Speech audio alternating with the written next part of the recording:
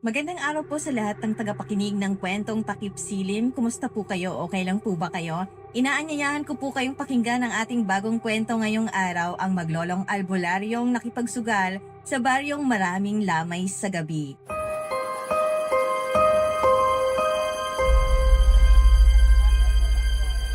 Grabe, Mang Tomas! Panglimang gabi nang tuloy-tuloy ang mga saklaan dito sa atin Pansin mo ba? Walang palya. Halos gabi-gabi may dinadaluhan tayong lamay. Sosay, nagre-reklamo ka pa. Mas pabor nga sa'yo yan Hindi ba? Mas maraming lamay, mas mahabang saklaan.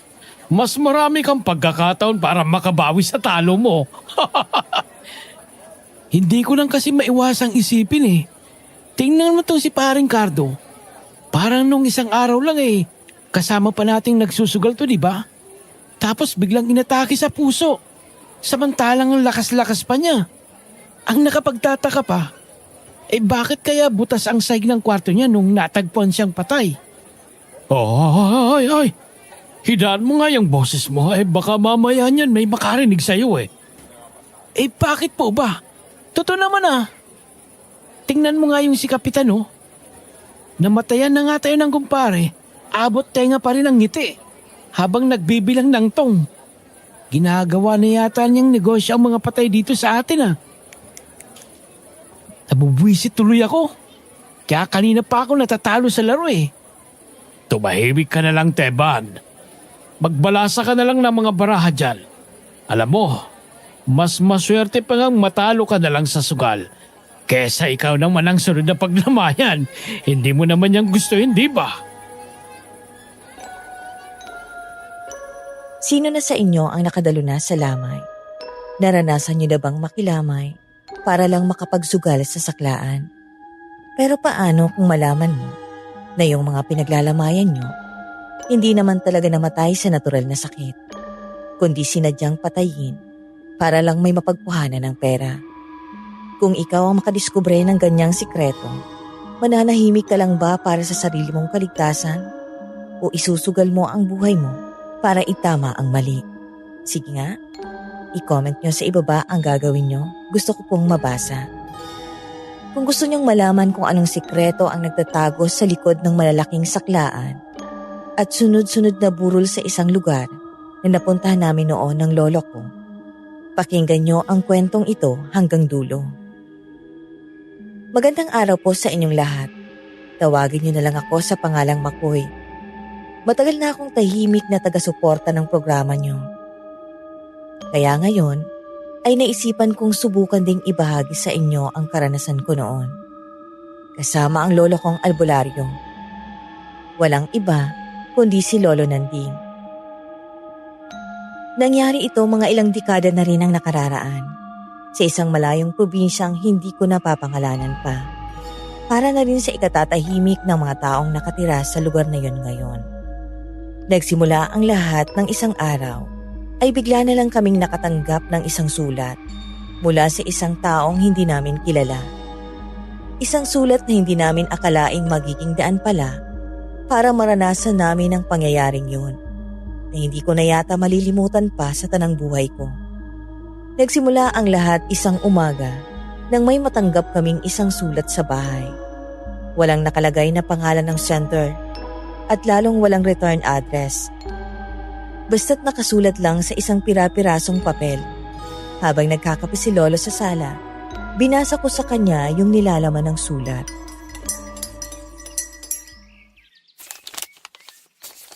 Sino kaya nagpadala ng sulat na tulo?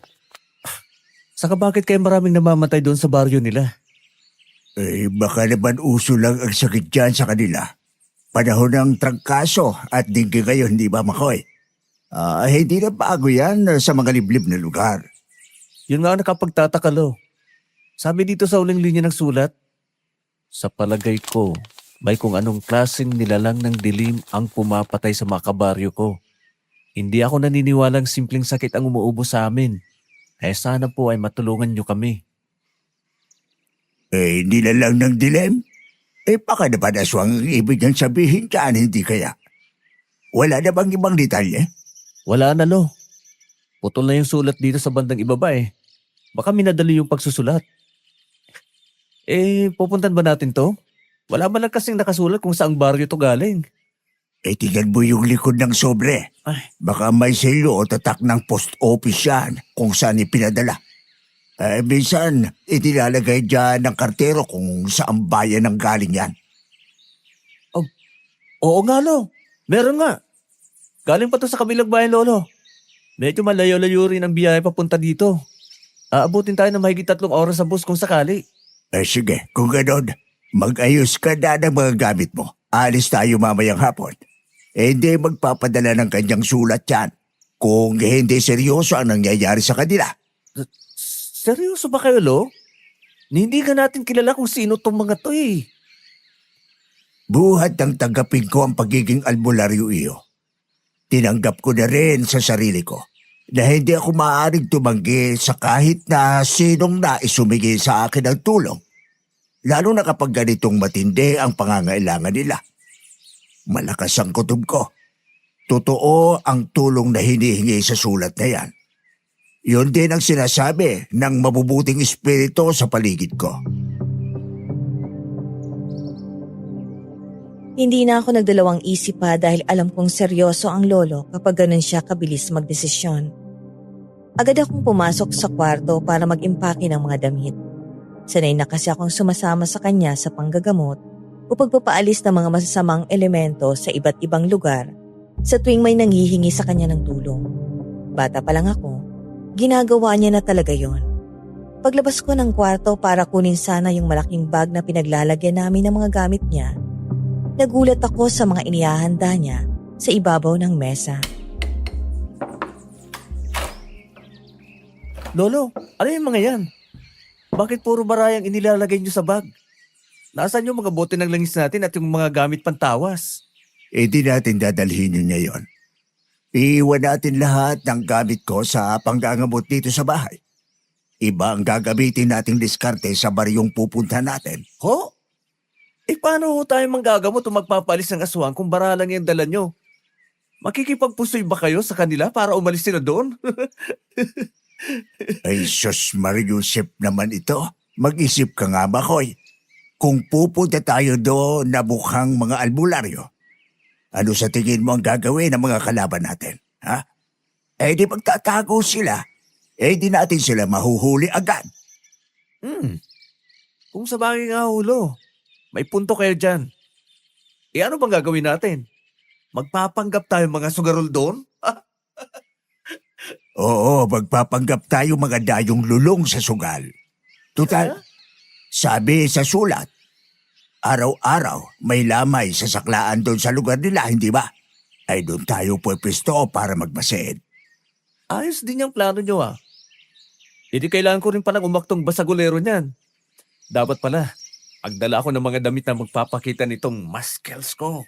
Para mukha akong sigalo. Umayos ka nga diyang bata ka at makatotohanin ko yung pagbasag dyan sa mukha mo. Lolo naman. Kumuha ka na ng karayom at posporo sa kusina. Bilis! May ayusin lang ako bago tayo umalis. Sumunod na lang ako sa utos niya kahit medyo naguguluhan pa rin ako. Pagbalik ko galing kusina, nakita kong hawak niya yung paborito niyang tabako. Matagal niya nang itintago yon at hindi ginagamit. Dahil espesyal daw yon.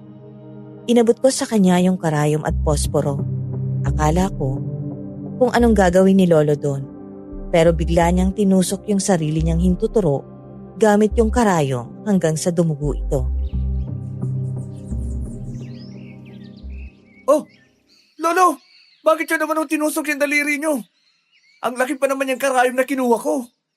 Kailangan ng 3 patak ng dugo para makumpleto ang orasyon sa tabakong to, Apo. Manood ka nang ikay matuto. Orasyon? Bakit sa tabako nyo pa nilagay? Isusubo nyo yan mamaya? Manood ka na lang dyan at huwag kang magdaldal. Ihigupin ng dahon na to ang lahat ng patak ng dugo ko. Tingnan mo. Para saan ba kasi yan, Lo? Kadiri! Special to. Matagal ko nang hinanda to para sa mga ganitong sitwasyon. Ito ang magiging mata natin sa baryong pupunta natin. Sindihan nyo na nga. Tingnan natin kung anong mangyayari. Sige. Umatras ka ng konti dyan dahil sigurado akong hindi mo magugustuhan ang unang buga nito. Pinulot ni Lolo Nanding yung kahon ng posporo. Pagkakiskis niya dito, dahan-dahan niyang itinapat yung apoy sa dulo ng tabako. Habang may ibinubulong siyang kung anong orasyon sa hangin na hindi ko maintindihan. Nang magsimula nang umusok yung tabako, biglang napuno ng usok ang buong sala namin. Yun na yata ang pinakamasangsang at pinakamabahong amoy na nalanghap ko sa buong buhay ko. Napaatras ako ng malayo dahil pakiramdam ko ay maiiyak ako sa hapdinan sa ilong at lalamunan.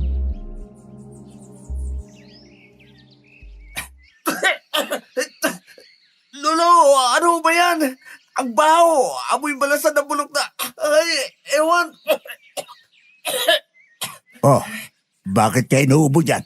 Kulang pa nga tong usok para kumalat sa buong bahay natin eh. Iyang sangsang kasi ng amoy, lo.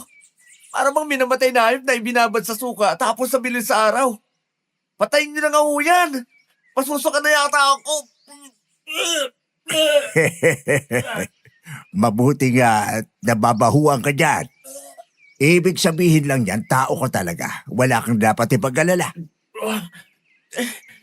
Anong ibig niyong sabihin tao ako? Lolo naman eh.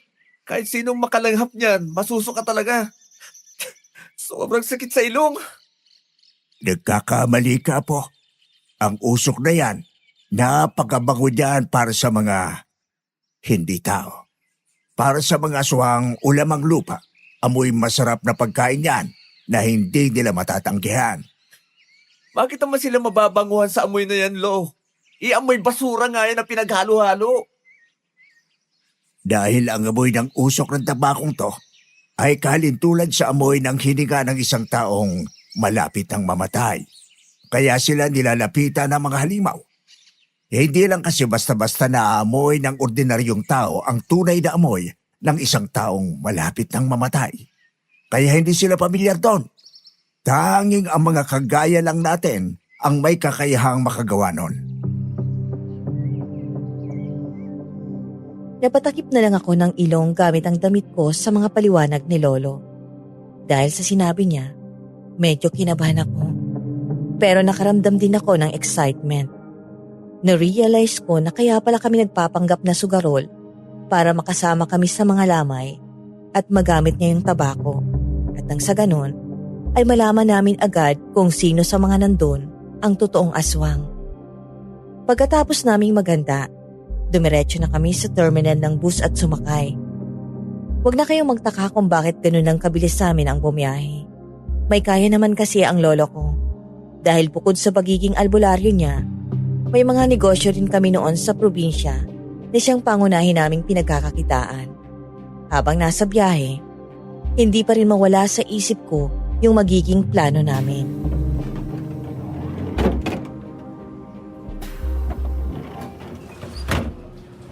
Lolo, sigurado mabilis nating mahanap kung sino man yung mga aswang dyan sa baryo na yan. Gamit yung tabako nyo. Sisinghutin nila yan, panigurado. Oo, pero hindi tayo pwedeng magpakampante. Kapag nalaman nilang naandun tayo para hulihin sila, imbis na magsugal, ay baka tayo ang unahan nilang ilagay sa kabaong sa susunod na lamay. Hindi naman siguro mangyayari yun, lo. Magaling yata ako umarte, lo. Tsaka, huwag ko kayong mag-alala. Marunong din naman ako magsugal. Apo, kapag naandun na tayo, huwag kang masyadong madaldal sa mga tao, ha? Hayaan mo lang ako makipag-usap sa kanila at makipag-asaran sa sugalan. Ikaw, magmasid ka na lang sa paligid mo at pakinggan mo yung mga usapan nila. Naintindihan mo? Opo, lolo. Susubukan ko agad hanapin kung sino yung mga lalapit at mag-e-enjoy sa usok ng tabako nyo. Sana lang talaga hindi ako masuka kapag sinindan nyo na naman yan. Matulog ka na muna dyan sa upuan mo. Mahaba pa ang biyahe natin. Baka gabi na tayo makarating sa baryong yon. Kailangan mo ng lakas. Nakatulog nga ako sa biyahe at ginising na lang ako ni Lolo Nanding nang pababa na kami ng bus. Gabi na nang makarating kami sa mismong entrance ng baryong tinukoy sa sulat. Wala pang street lights doon kaya medyo madilim ang daan. Pero hindi pa man kami tuluyang nakakapasok sa pinakaloob ng baryo, may sumalubong agad sa aming maingay na umpukan ng mga tao. Tama nga yung nakasulat sa liham na araw-araw ang patay doon. May nakaburol agad sa isang bahay na malapit sa kalsada at sa tapat nito ay may malalaking tolda kung saan nagkukumpulan ang mga tao. Napakaingay sa saklaan at puno yun ng usok at tawanan ng mga nagsusugal. Naglakad kami palapit ni Lolo at naupo muna sa isang bakanting bangko malapit sa mga nagkukwentuhan. Magandang gabi sa inyo. Pasensya na sa bala. Pwede bang makiupo dito? Nagpapahinga lang kami galing biyahe. Oo naman ho tayo. Walang kaso yan. Dayo lang yata kayo dito ngayon. Ngayon ko lang nakita yung mga mukha nyo Oo, dumayo talaga kami dito. Gusto nga namin maghanap ng mapaglilibangan ng apo ko. Nabalitaan kasi naming araw-araw daw ay malaking saklaan dito sa inyo. Nako, tama yung narinig nyo. Wala pang patid ang sugalan dito simula nung isang buwan. Kaya maraming nakikipagpustahan gabi-gabi. Paano ba naman mapapatid yan Halos araw-araw may namamatay dito sa baryo natin. Parang isinumpa na yata tong lugar natin Tingnan mo nga yan Hindi pa nga nauubos yung luha ng pamilyang namatayan nung nakaraan. May bago na naman. Ay, Teban, tumahimik ka nga dyan. Walang sumpanam nangyayari dito. Nagkataon lang na sunod-sunod ang inaatake sa puso at nagkakaroon ng may mga sakit. Dahil na rin siguro sa init ng panahon. Huwag mo nang bigyan ng masamang kahulugan at baka may makarinig pa sa'yo. Anong nagkataon? Kahapon lang nailibing si Mang Bino na ang lakas-lakas pa nung isang araw. Ngayon eto na naman. Pinaglalamayan na naman natin si Aling Nena na natagpo ang tigas na dun sa kwarto niya kanina. Malas talaga ang baryong ito. Hinasabi ko sa inyo Sandali! Ano ba itong mga naririnig ko sa inyo Ay, puro ka na naman chismis, Teban. Natural lang na mamamatay ang tao kapag matanda na o kung may nakatagong sakit. At isa pa, tingnan mo nga. Kung hindi dahil dyan, wala tayong saklaan ngayon. At hindi ka makakabawi sa talo mo kahapon. Pambihira na ba niyang mga nangyayari dito sa inyo? Pero sige, upo muna kami dito ng apo ko at manunood sa mga laro. Lo, mukhang mapapalaban yata tayo ng matindi dito Napakaraming tao dito ngayon. Hayaan mo sila. Magbasit ka lang sa paligid mo. At tingnan mo kung sino ang mga umaaligi dito sa saklaan na mukhang hindi ordinaryo. Habang nakaupo kami sa gilid ni Lolo at nakikinig sa mga nagbubulungan sa paligid namin, hindi ko maiwasang kilabutan. Totoo nga ang laman ng sulat. Mismong ang mga taga ron sa baryo ay nagdududa na rin sa sunod-sunod na pagkamatay ng mga kapitbahay nila. Magandang gabi po sa inyong dalawa. Ako nga po pala si Kapitan Nestor, ang kapitan dito sa baryo namin. Kanina ko pa napapansin na may mga bagong mukha dito sa burol ni Aling Nena. Kayo pala yon? Magandang gabi rin sa iyo, Kapitan. Pasensya na kung dumiretso na kami dito sa sugalan, Gusto lang talaga naming maghanap ng magandang mapaglilibangan. Ako nga pala si Nanding. At ito naman ang apo kong si Makoy. Naku, walang problema yon, Mang Nanding. Mas maraming bisita, mas masaya ang pamilya ng namatayan. Lalo na at mukhang handang-handa kayo para sa mga palaro natin ngayong gabi. Galing pa ba kayo sa ibang bayan? Opo, Kapitan. Medyo malayo-layo rin yung biniyaya namin. Talagang dumadayo kami sa mga ganitong pasugalan. Dahil hilig talaga namin maglaro. Nabalitaan kasi nitong lolo ko na hindi rin nawawala ng aksyon dito sa inyo kaya nagyaya agad. Totoong-totoo yan. Hindi kayo mababagot dito sa baryo namin. Araw-araw, sinisiguro kong maayos ang mga saklaan dito para makatulong na rin sa mga naulila. Kaya hali kayo, sumama kayo sa akin at ipakikilala ko kayo sa mga pinakamagagaling nating manlalaro dito. Ayan ang gusto kong marinig. Gusto ko yung mga sanay tumaya ng malaki para hindi sayang naman ang biyahe namin ng apo ko. Umay na kasi ako sa mga kalaro sa lugar namin. Walang problema dyan. Dito tayo sa pwesto ng pusoy. Tomas, may mga bago tayong dayo dito. Asikasuhin mo ng mabuti itong mga bisita natin.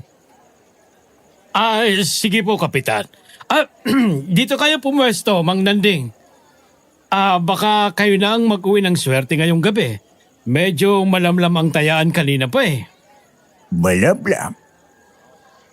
Baka naman puro barya lang ang itinataya ng mga kalaro mo dyan. Kaya walang kagana-gana itong laro ninyo.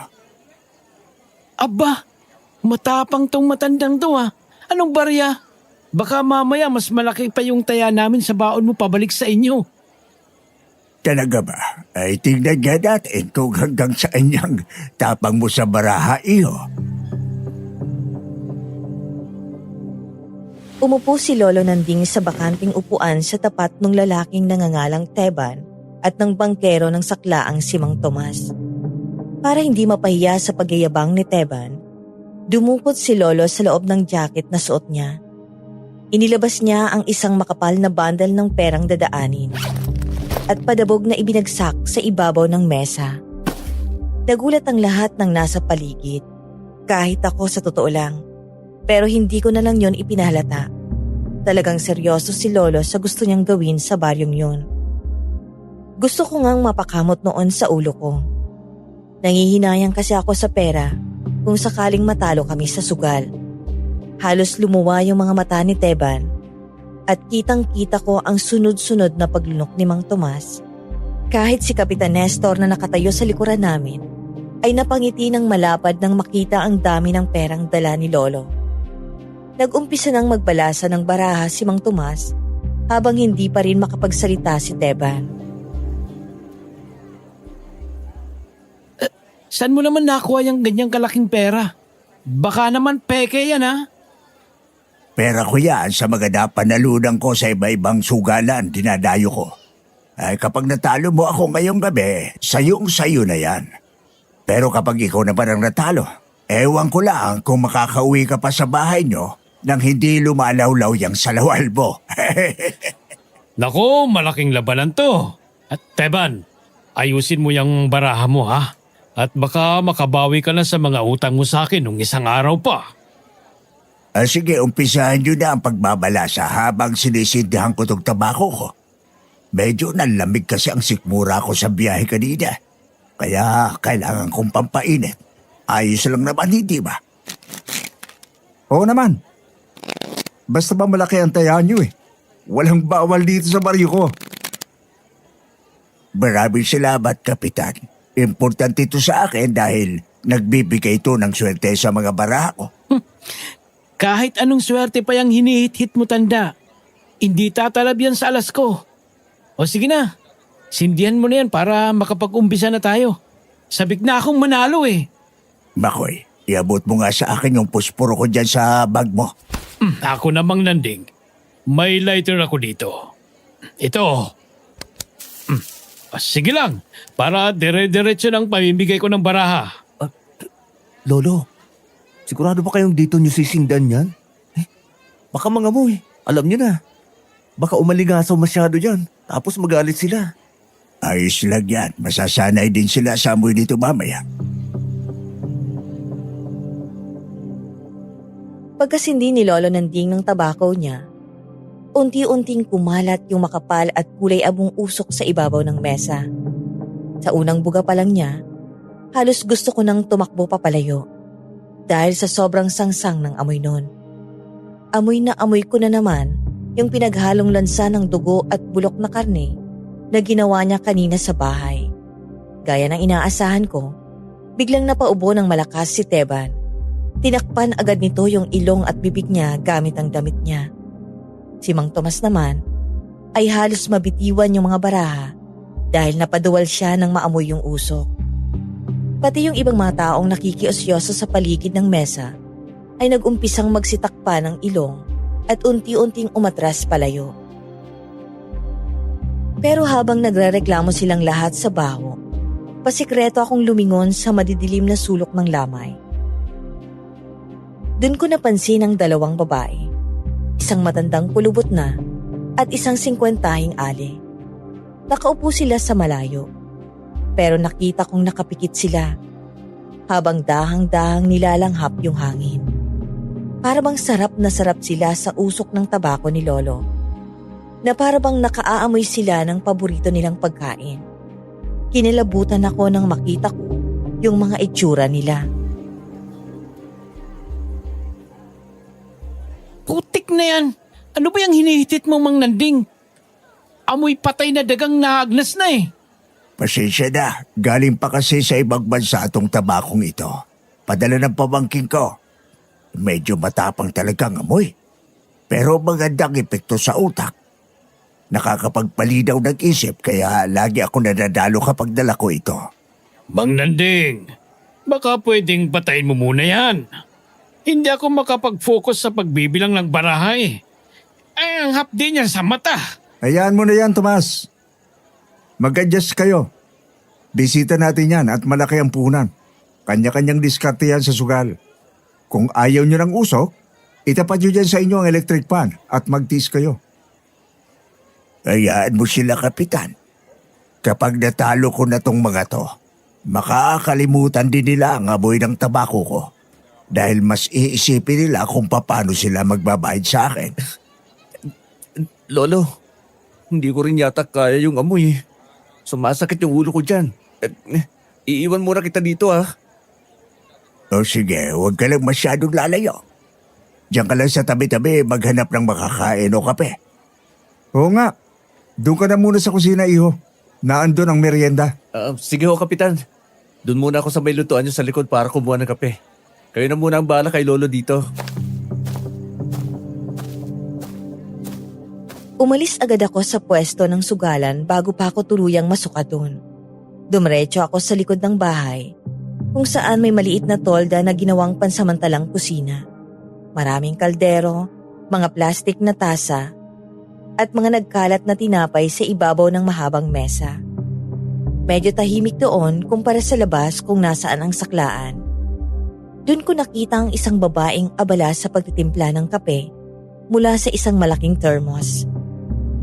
Nakatalikod siya sa akin noon, pero napansin ko agad yung simpleng damit niya. Lumapit ako para humingi ng maiinom at para na rin mawala yung masamang lasa sa lalamunan ko. Dala ng usok mula sa tabako ni Lolo.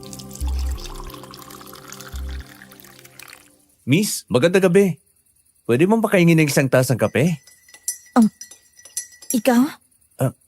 Miss, sabi ko baka pwede makaingin ng kape. Ayos ka lang ba? Bakit bigla kang natulala dyan? Sige po, sandali lang, ipagtitimpla ko kayo. Matapang bang gusto nyo o medyo matamis? Medyo matamis sana para mawala yung pait sa sikmura ko. Ako nga pala si Makoy. Ikaw, anong pangalan mo? Ako si Amihan. Kayo yung bagong dating, hindi ba? Narinig ko kasi kanina sa isang kapitbahay namin na may mga dayo raw na nagbagsak ng malaking pera sa mesa. Oo. Yung lolo ko ang nagsusugal dun eh. Sumama lang ako para bantayan siya. Medyo matigas kasi ang ulo nun kapag nakakita ng baraha eh. Ganun ba? Eto na yung kape mo, oh. Mag-ingat ka lang dahil mainit pa yan. Salamat, Amihan. Ang sipag mo naman. Kanina ka pa ba nandito sa kusina? Tsaka ikaw lang bang mag-isa ang nag-aasikaso dito para sa mga bisita? Nakasanayan ko na rin kasi. Lagi namang may namamatay dito sa baryo namin kaya madalas nandito lang ako sa likod para tumulong na magpakain at magpakapis sa mga naglalamay. Amihan? Ano ba yung ginagawa mo dyan? Ubus na yung kape na natumas dun sa labas. Bakit hindi ka pa nagdadala ron? Opo, Kapitan. Ilalagay ko na po sa tray yung mga tasa. Pasensya na po. Bilisan mo. Inaalagaan natin ang mga naglalaro para manatiling gising. Kaya dapat hindi nawawala ng kape ang mga yon. Oh, Makoy. Nandito ka na pala. Pasensya ka na dito sa anak ko, ha? Medyo mabagal kumilos eh. Anak niyo pala siya, Kapitan. Hindi halata, ha? Ano ka mo, Iho? Wala po ka ako yun. Sadyang marami lang po yata siyang ginagawa dito sa kusina. Kaya natagalan. Kaya nga lagi kong isinasama sa mga ganitong gawain niyang anak kong yan para matuto sa buhay at makatulong sa negosyo ko. Sige na, bilisan mo na dyan, amihan. Huwag puro kwento ang atupagin mo. Makoy, Iho. Babalik na ko doon. Sige po, Kapitan. Susunod din ho ako doon mamayang kaunti. Pasensya ka na sa tatay ko ha. Ganun lang talaga siya. Kapag maraming bisita. Gusto niya kasi laging perpektong pag-aasikaso namin sa lahat. Ayos lang yun. Pero ayos ka lang ba? Lagi bang ganun ang trato sa'yo ng tatay mo? Bigla ka kasing namutla nung nakita mo siya eh. Pagod lang siguro Tom ako eh. Sunod-sunod din kasi ang puyat ko. Nung isang araw lang nag-asikaso rin ako para sa lamay ni Mang Bino. Tapos ngayon, naulit na naman dito kina Aling Nena. Habang nagsasalita si Amihan, tinitigan ko siya ng mabuti. Maputi siya at may magandang muka. Pero hindi maitatago yung pangingitim ng ilalim ng mata niya sa sobrang puyat. Pero higit dun sa pagod na nakikita ko sa itsura niya, may malalim na lungkot sa mga mata niya. Kapag nagkakasalubong ang mga tingin namin, para bang may gusto siyang sabihin, hindi niya magawang isaboses. Lalo na noong dumaan at magsalita ang tatay niyang si Kapitan Nestor. Nakita ko kung paano nanginig ng bahagya ang mga kamay niya, habang hawak niyang thermos na may lamang mainit na tubig. Marami sana akong gustong itanong sa kanya, pero pinili ko munang inumin yung kape ko para pakiramdaman ang sitwasyon namin. Napakahirap naman pala ng sitwasyon mo dito. Gusto mo bang tulungan na kita dyan sa mga hugasan mo? Mukhang marami-rami tong naipon yung hugasin, oh. Naku, wag na. Bisita ka dito. Nakakaya naman kung ikaw pang maghuhugas ng mga tasa. Ako na bahala dito. Kaya ko na to. Ayos lang sa akin yun. Sanay naman ako sa gawaing bahay eh. Isa pa, hindi nga namin kakilala ng lolo ko yung pinaglalamayan eh. Nandun lang talaga kami para magsugal. Tsaka para may kausap ka rin habang nag-aayos ka. Nakakabagot din kasing manood lang doon sa sugalan habang hinihintay kong matalo si Lolo Nanding. Matalo? Akala ko ba magaling yung lolo mo sa sugal? Dala-dala pa nga niya yung malaking pera eh. Magaling nga magyabang eh. Pero madalas, nauubos din yung pera niya sa bandang huli. Sanay na ako roon eh. Kaya ito, sumasama ako para siguraduhin may pamasahe pa kami pa uwi bukas. Nakakatawa naman pala yung lolo mo. Pero mabuti na rin yung may kasama siya sa biyahe. Delikado rin kasing bumiyahe pa uwi galing dito ang mag-isa, lalo na kapag madaling araw. Bakit naman delikado? May mga nang-hold up ba dito sa inyo kapag gabi kaya ganun? Hindi naman. Pero nitong mga nakaraang linggo kasi, may mga nagkakasakit na lang bigla kapag naglalakad mag-isa sa dilim.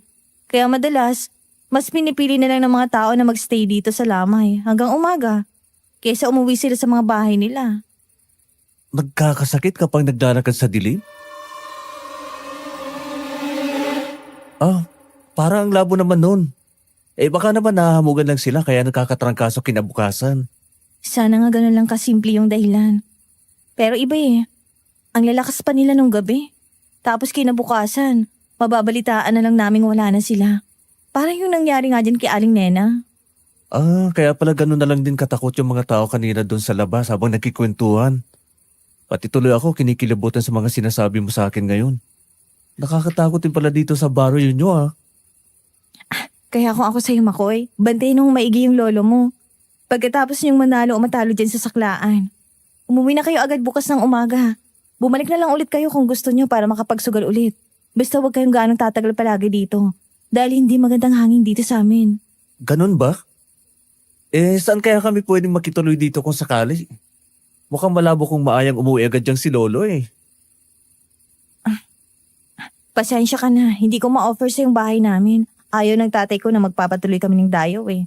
Tsaka, mas mabuti na yung sa labas na lang kayo ng baryo maghanap ng matutuluyan. Para sa kaligtasan nyo na rin yun. Tumaas yung balahibo ko sa braso pagkasabi ni Amihan nun. Masyadong mabigat yung babala niya. Kaya dahil doon, ay sigurado akong may alam siya sa mga nangyayari. Habang tinitingnan ko siya, naiisip ko yung sulat na natanggap namin ni Lolo kaninang umaga dun sa bahay. Wala mang pangalan yung sender sa sulat, pero malakas ang kutob ko na may kinalaman si amihan dun. Kung tama ako, baka siya mismo ang nagpadala nun. Gusto ko pa sanang usisain siya tungkol sa mga sinabi niya, pero biglang may tumawag sa kanya mula sa labas. Si Teban. Sumisigaw at humihingi ng kape dahil nauubusan na raw siya ng swerte, kaya kailangan niya ng pampagising. Nagpaalam na sa akin si amihan at nagmadaling bitbitin yung tray ng mga tasa palabas ng tolda. Naiwan ako sa kusina na may hawak na mainit na kape. Nag-iisip kung paano ko sasabihin kay Lolo Nanding yung mga nalaman ko tungkol sa mga aswang at sa posibleng kakampi namin sa loob ng baryong yon. Totoo nga ang sinabi ni amihan na hindi maganda ang hangin sa baryo nila. Umaga pa lang kinabukasan, habang nag-aalmusal kami ni Lolo Nanding sa isang maliit na karinderya sa gilid ng kalsada, umalingaw-ngaw na agad ang iyakan mula sa kabilang kanto. May bago na naman daw patay. Ang sabi ng mga tsismosang nagkakape sa kabilang mesa, si Mang Kulas daw yun. Inatake raw sa puso habang natutulog. Nagkatinginan na lang kami ni Lolo Nanding. Parang imposible na kasi talaga ang nangyayari. Pagsapit ng gabi, gaya ng inaasahan namin, may bagong tolda na namang itinayo sa labas ng bahay ni Mang Kulas. At gaya ng mga nauna, hindi na naman mawawala ang napakaingay na sugalan. Pagdating namin doon, dumiretso agad sa mesa ng saklaan si Lola Nanding. Ako naman, kumalas agad sa kanya dahil ayoko nang malanghap pa ulit yung mabahong tabako niya. Siyempre, gusto ko ring puntahan si amihan.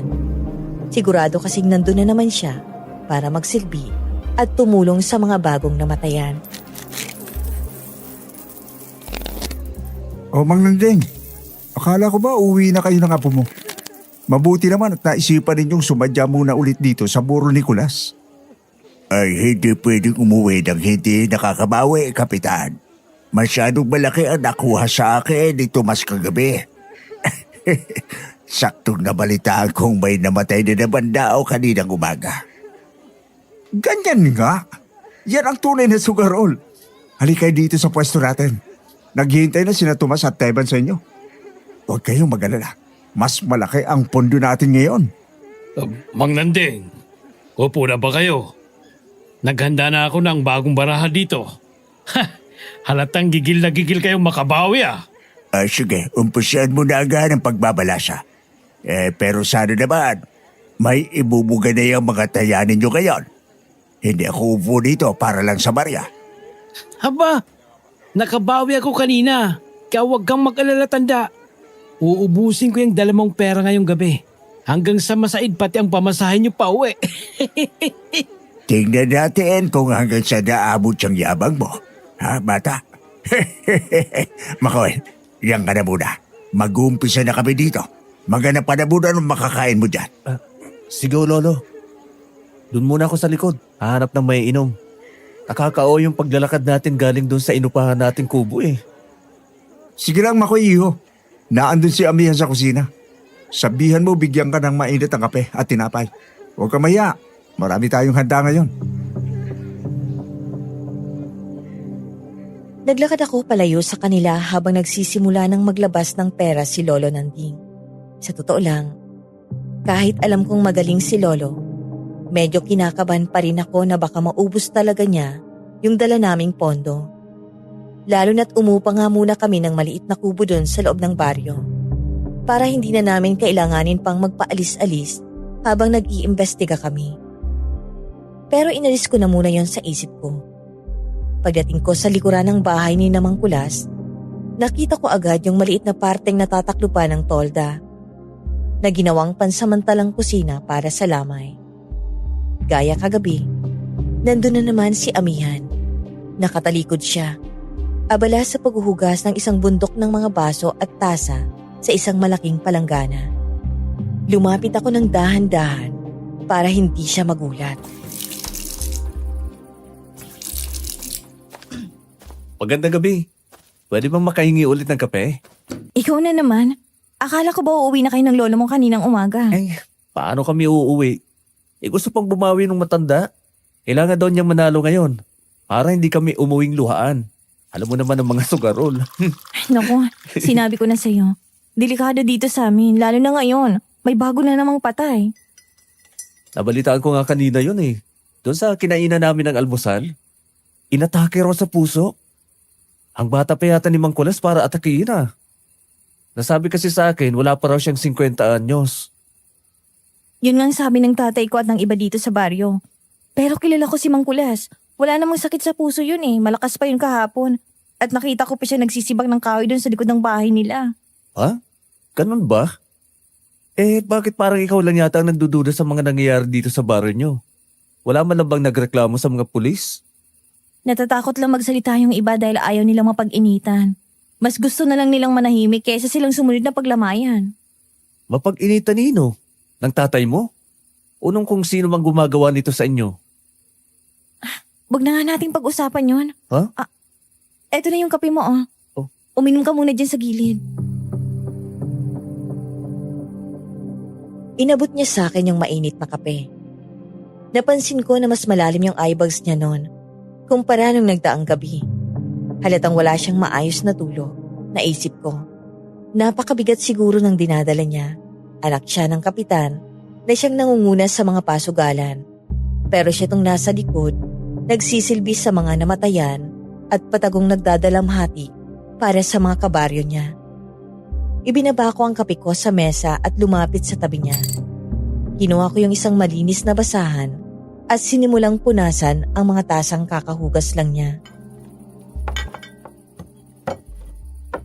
Alam mo, napansin ko lang. Kanina pa ako nakatayo dito pero hindi ka man lang umingiti. Bakit naman ako ngingiti? Nasa lamay tayo. Makoy, namatayan kami ng kapitbahay. Nakakahiya naman sa pamilya kung magtatawanan tayo dito. Kahit na. Sayang naman yung ganda mo. Kung puro lungkot yung makikita ko sa mukha mo gabi-gabi. Huwag ka nga magbiro ng ganyan. Baka may makarinig sa'yo dyan. Baka sabihin nila, nakikipaglandian pa ako dito imbes na tumulong. Hindi naman ako nagbibiro eh. Seryoso ako.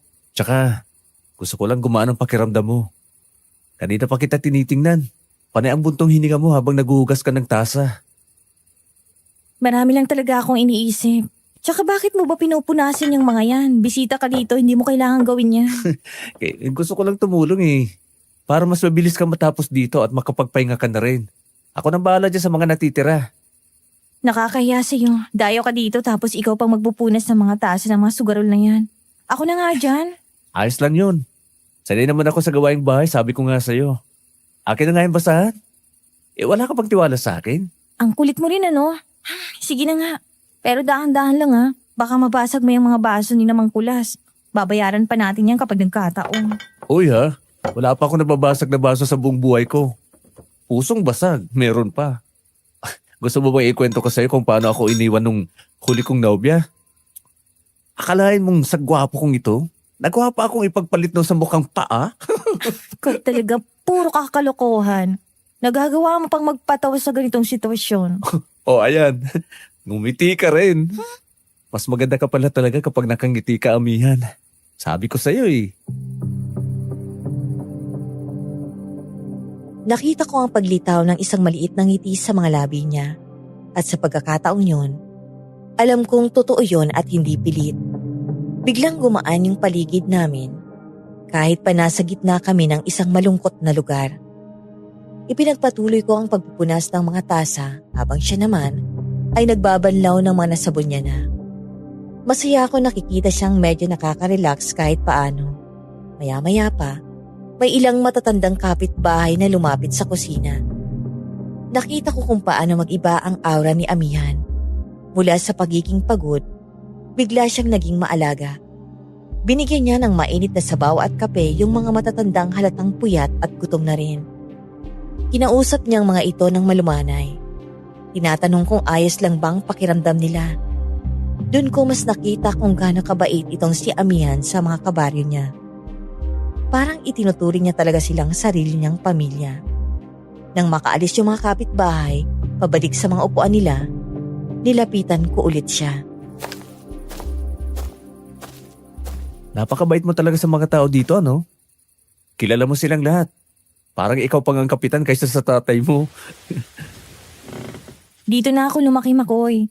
Sila yung mga nag-alaga sa akin nung bata pa ako. Kapag abalang tatay ko, parang pamilya na rin ang turing ko sa kanila. Kaya ang sakit-sakit sa akin tuwing may nawawala dito. Naintindihan ko. Hayaan mo.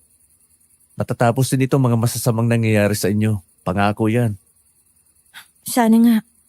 Oh, paano ba yan? Tapos na nating hugasan yung mga tasa. Ay, Babalik ka na ba rin sa lolo mo? Oh, Baka hinahanap ka na nun. oo, baka nga. Pero teka lang. Saan ba pwedeng umihi dito? Sasabog na yatong pantog ko sa kaiinom ko ng kape. Doon sa likod ng bahay nila Mang Kulas. May maliit na banyo ron malapit sa poso. Diretsuhin mo lang yung madilim na daang yan at huwag kang liliko. Oh, sige, salamat. Saglit lang ako ha. Huwag mo ako mamimiss agad ha. Sira. Sige na. Baka mamaya dyan ka pa umihi sa pantalon mo eh. Bilisan mo na at madilim doon. Tumalikod na ako at naglakad papunta sa direksyong itinuro niya. Pero ang totoo, wala naman talaga akong balak umihi. Kanina pa tumatakbo sa isip ko yung hinala namin ni Lolo. Kung aswang nga ang pumapatay sa mga tao sa baryong yun, at lagi nilang pinalalabas na sakit sa puso o natural na pagkamatay lang ang dahilan, ibig sabihin, may naiiba silang paraan sa pag-atake. Kailangan kong makahanap ng ebidensya noon din mismo, habang abala ang lahat sa labas at nandun ako mismo sa bahay ng pinakabagong biktima. Nang makarating ako sa madilim na bahagi ng bakuran ni Mang Kulas, nagpalingalinga ako. Nang makasiguro akong walang nakatingin, dahan-dahan akong gumapang papasok sa silong ng bahay nila. Gawa sa kahoy at kawayan ang sahig ng bahay. Kaya may kalayuan ang pagitan ng lupa hanggang sa sahig. Sobrang dilim sa ilalim, amoy alikabok at basa ang lupa. Ginamit ko yung ilaw mula sa maliit na flashlight na dala ko sa bulsa. Ginapang ko yung pwesto na alam kong tapat mismo ng kwarto ni Mang Kulas. Nalaman ko yon dahil maaga pa ako nagmamasid sa paligid. Nang makarating ako sa pinakatapat ng kwarto, itinutok ko yung ilaw sa itaas, dun sa sahig na kawayan. Isa-isa kong tiningnan yung mga puwang. Wala akong makitang kakaiba nung una. Pero nang gumapang pa ako ng konti, napansin ko ang isang maliit na butas sa isang piraso ng kawayan. Hindi yung natural na butas na gawa ng anay. Parang sinadyang butasin yun. Itinaas ko ang kamay ko para kapain ang paligid ng butas. Pagdikit ng mga daliri ko sa gilid nun, may naramdaman akong kakaiba, malagkit. Ibinaba ko ang kamay ko at itinapat sa flashlight. Kumabog ng mabilis ang dibdib ko. Kulay pula at medyo natutuyo na yung malagkit na likido sa mga daliri ko. Dugo. Inamoy ko ito at nanuot agad sa ilong ko ang lansanon. Dito ko na napatunayan ang lahat. Tama kami ni Lolo. Hindi nga totoong inatake si Mang Kulas. Sinipsip ng mga aswang ang dugo ni Mang Kulas mula sa ilalim ng bahay. Gamit ang mahaba at manipis nilang dila na animoy karayo. Kaya pala walang nakikitang sugat o kagat sa katawan ng mga bangkay dahil sa ganong kaliit na butas lang pinapadaan ang dila ng aswang habang tulog ang biktima. Pinunasan ko agad yung dugo sa kamay ko at nagmamadaling gumapang palabas ng silong. Kailangan ko tong sabihin agad kay Lolo Nanding.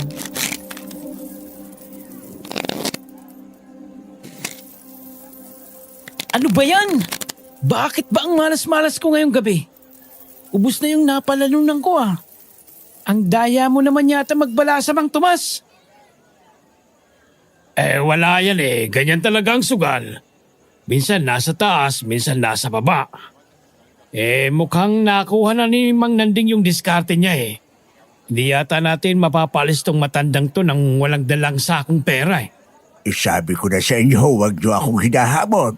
Gusto niyo po bang ituloy natin ito o uwi na kayong luhaan? Lolo, pwede ba tayo mag-usap saglit? Nakaabala ba ako sa laro nyo, ha? Makoy, naadya ka na pala. Bakit? Gusto mo na bang umuwi? Ay, may kailangan lang akong sabihin sa inyo. Importante to, Lo. Ano yun, Makoy? May problema ba kayo? Gusto niyo bang ipaghanda ko kayo ng makakain bago kayo magpatuloy sa paglalaro ng lolo mo? Nako, wag na po, Kapitan. Nakakain na po ako doon sa likod. May tatanong lang po sana ako kay Lolo tungkol doon sa pera naming naiwan sa inuupahan namin. Nawawala kasi sa isip ko kung saan ko itinago eh. Sige, diyan na muna kayo, Tomas. Titigil muna ako sa isang round. Aayusin ko lang ang problema nitong apo ko. Baka kung ano nang nangyari doon sa natitira naming pondo. Tumayo si Lolo Nanding at inakay ako papalayo sa mesa. Pumunta kami sa isang madilim na sulok malapit sa mga nakaparadang tricycle, kung saan siguradong walang makakarinig sa amin. Nakita kong seryoso yung mukha niya. Halatang naramdaman niyang hindi tungkol sa pera ang pag-uusapan namin.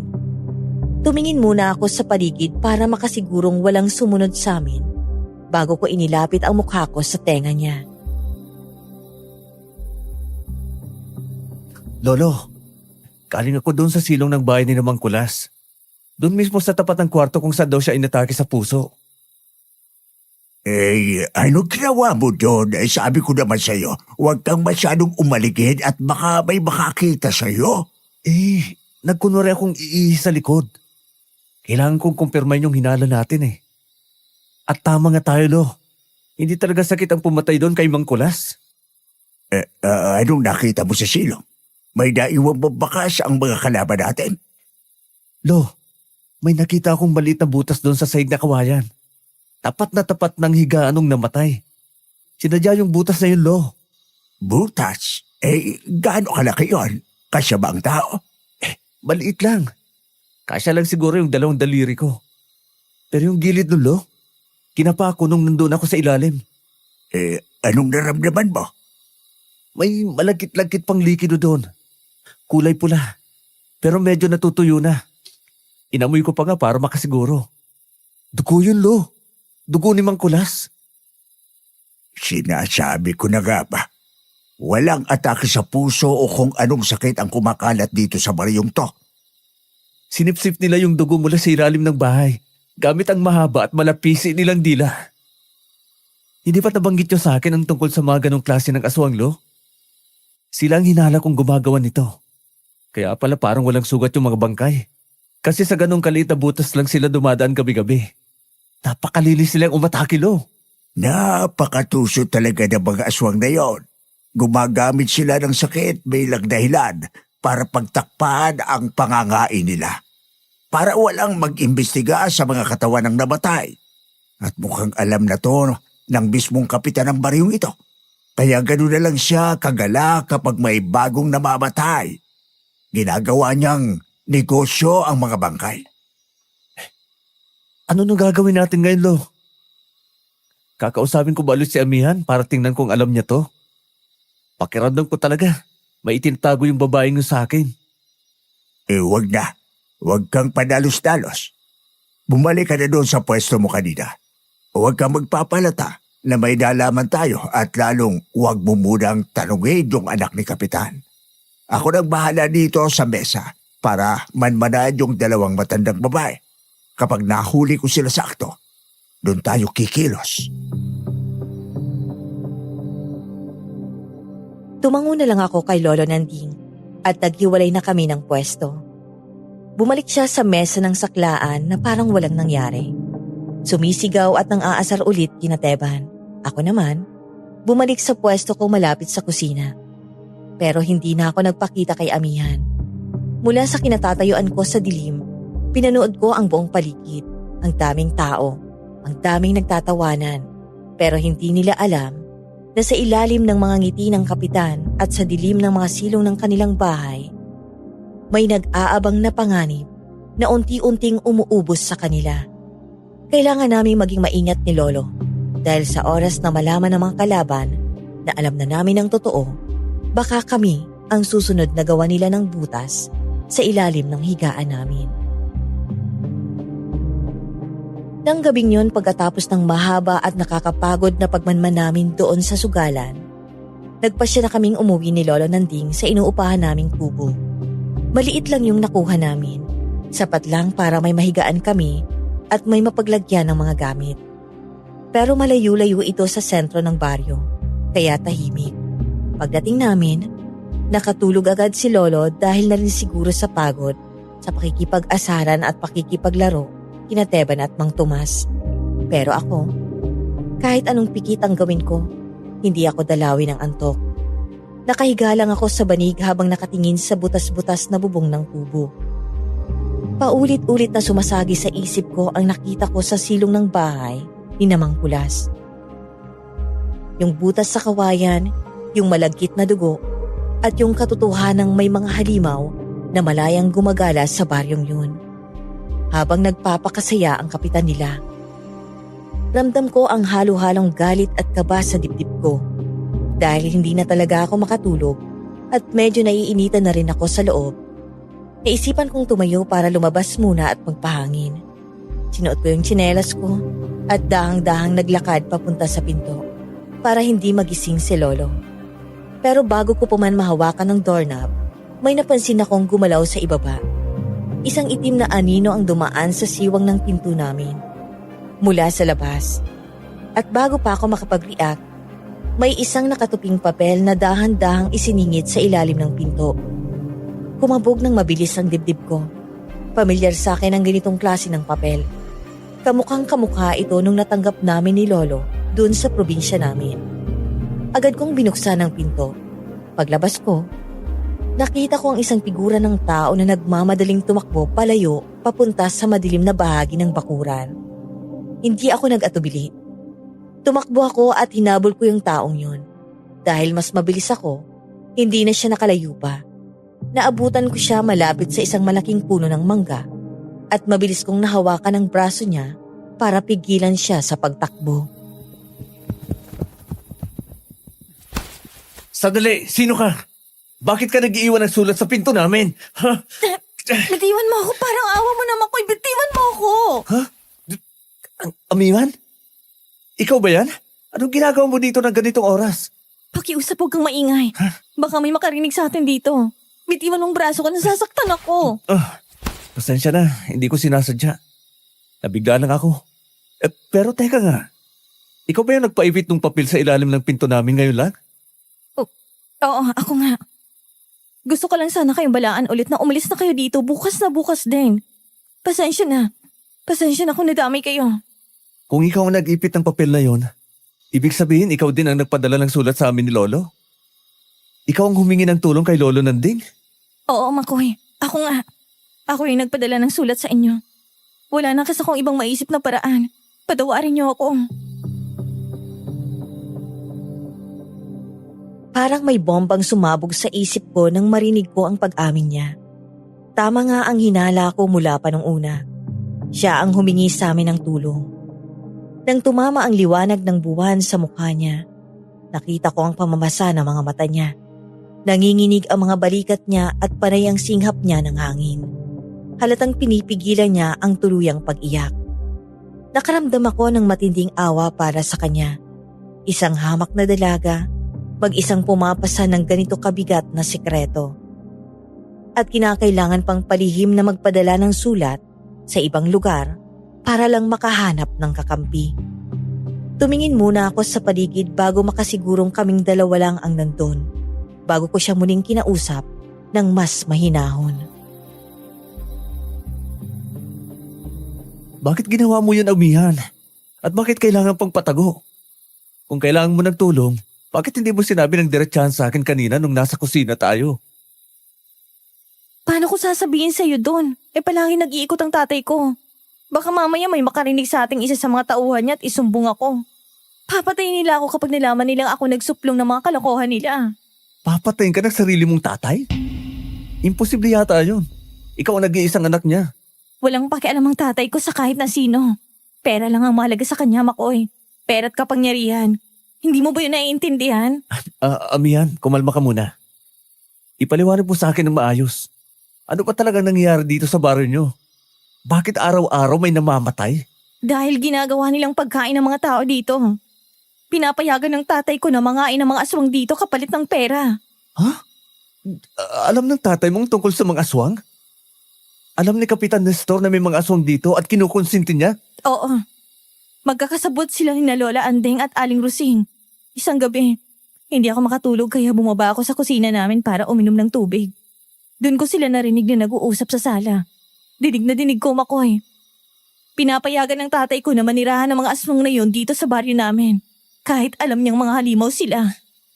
Ganun ba kasama ang tatay mo para isakripisyo ang buhay ng mga nasasakupan niya? Anong nakukuha niya sa pagpahig na yon? Negosyo.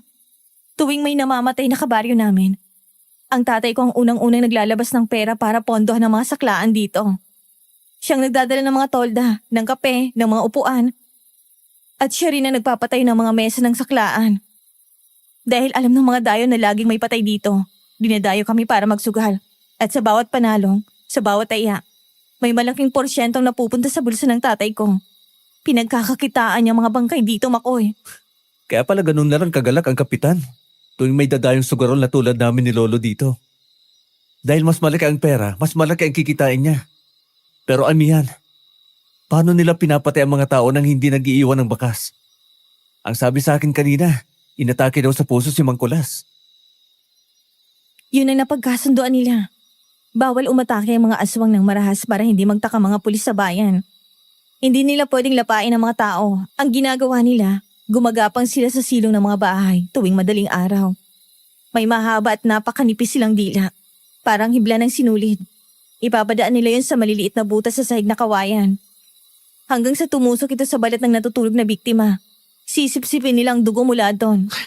Kung ganun, tabang hinala ko. Yung nga ang nakita ko kanina sa silong ng bahay ni Mang Kulas. May butas sa tapat ng higaan niya at may nakapa akong dugo doon. Tama ka. Pagkatapos nilang sumipsip ng dugo para mabusog, hindi pa sila nakokontento doon. Iiwanan nila ng sumpang biktima. Isang uri ng itim na mahika na magpapabagsak sa katawan ng tao para magmukhang inatake sa puso. Nagkasakit sa bato o dumanas ng matinding komplikasyon sa katawan.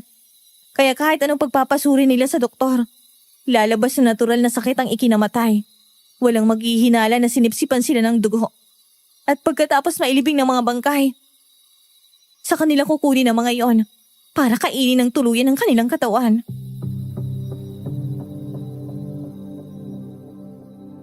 Napakuyom ako ng kamao habang nakikinig sa mga paliwanag ni Amihan. Grabe ang pandidiri at galit na naramdaman ko. Hindi lang palabas sa halimaw ang kalaban namin noon.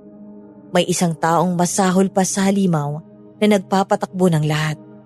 Isang taong dapat sana ay nagpoprotekta sa baryo niya, pero siya pa mismong nagbebenta ng buhay ng mga tao para lang kumita ng pera sa sugalan.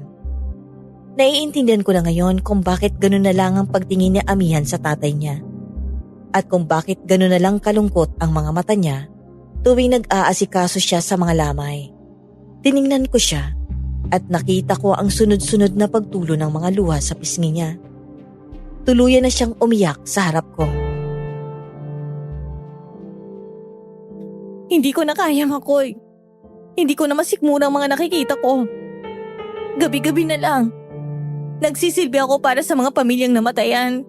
Pinupunasan ko mga luha nila, niyayakap ko sila. Pero ang totoo, alam ko nga sarili kong amang dahilan kung bakit sila nagluluksa. Kumalma ka na.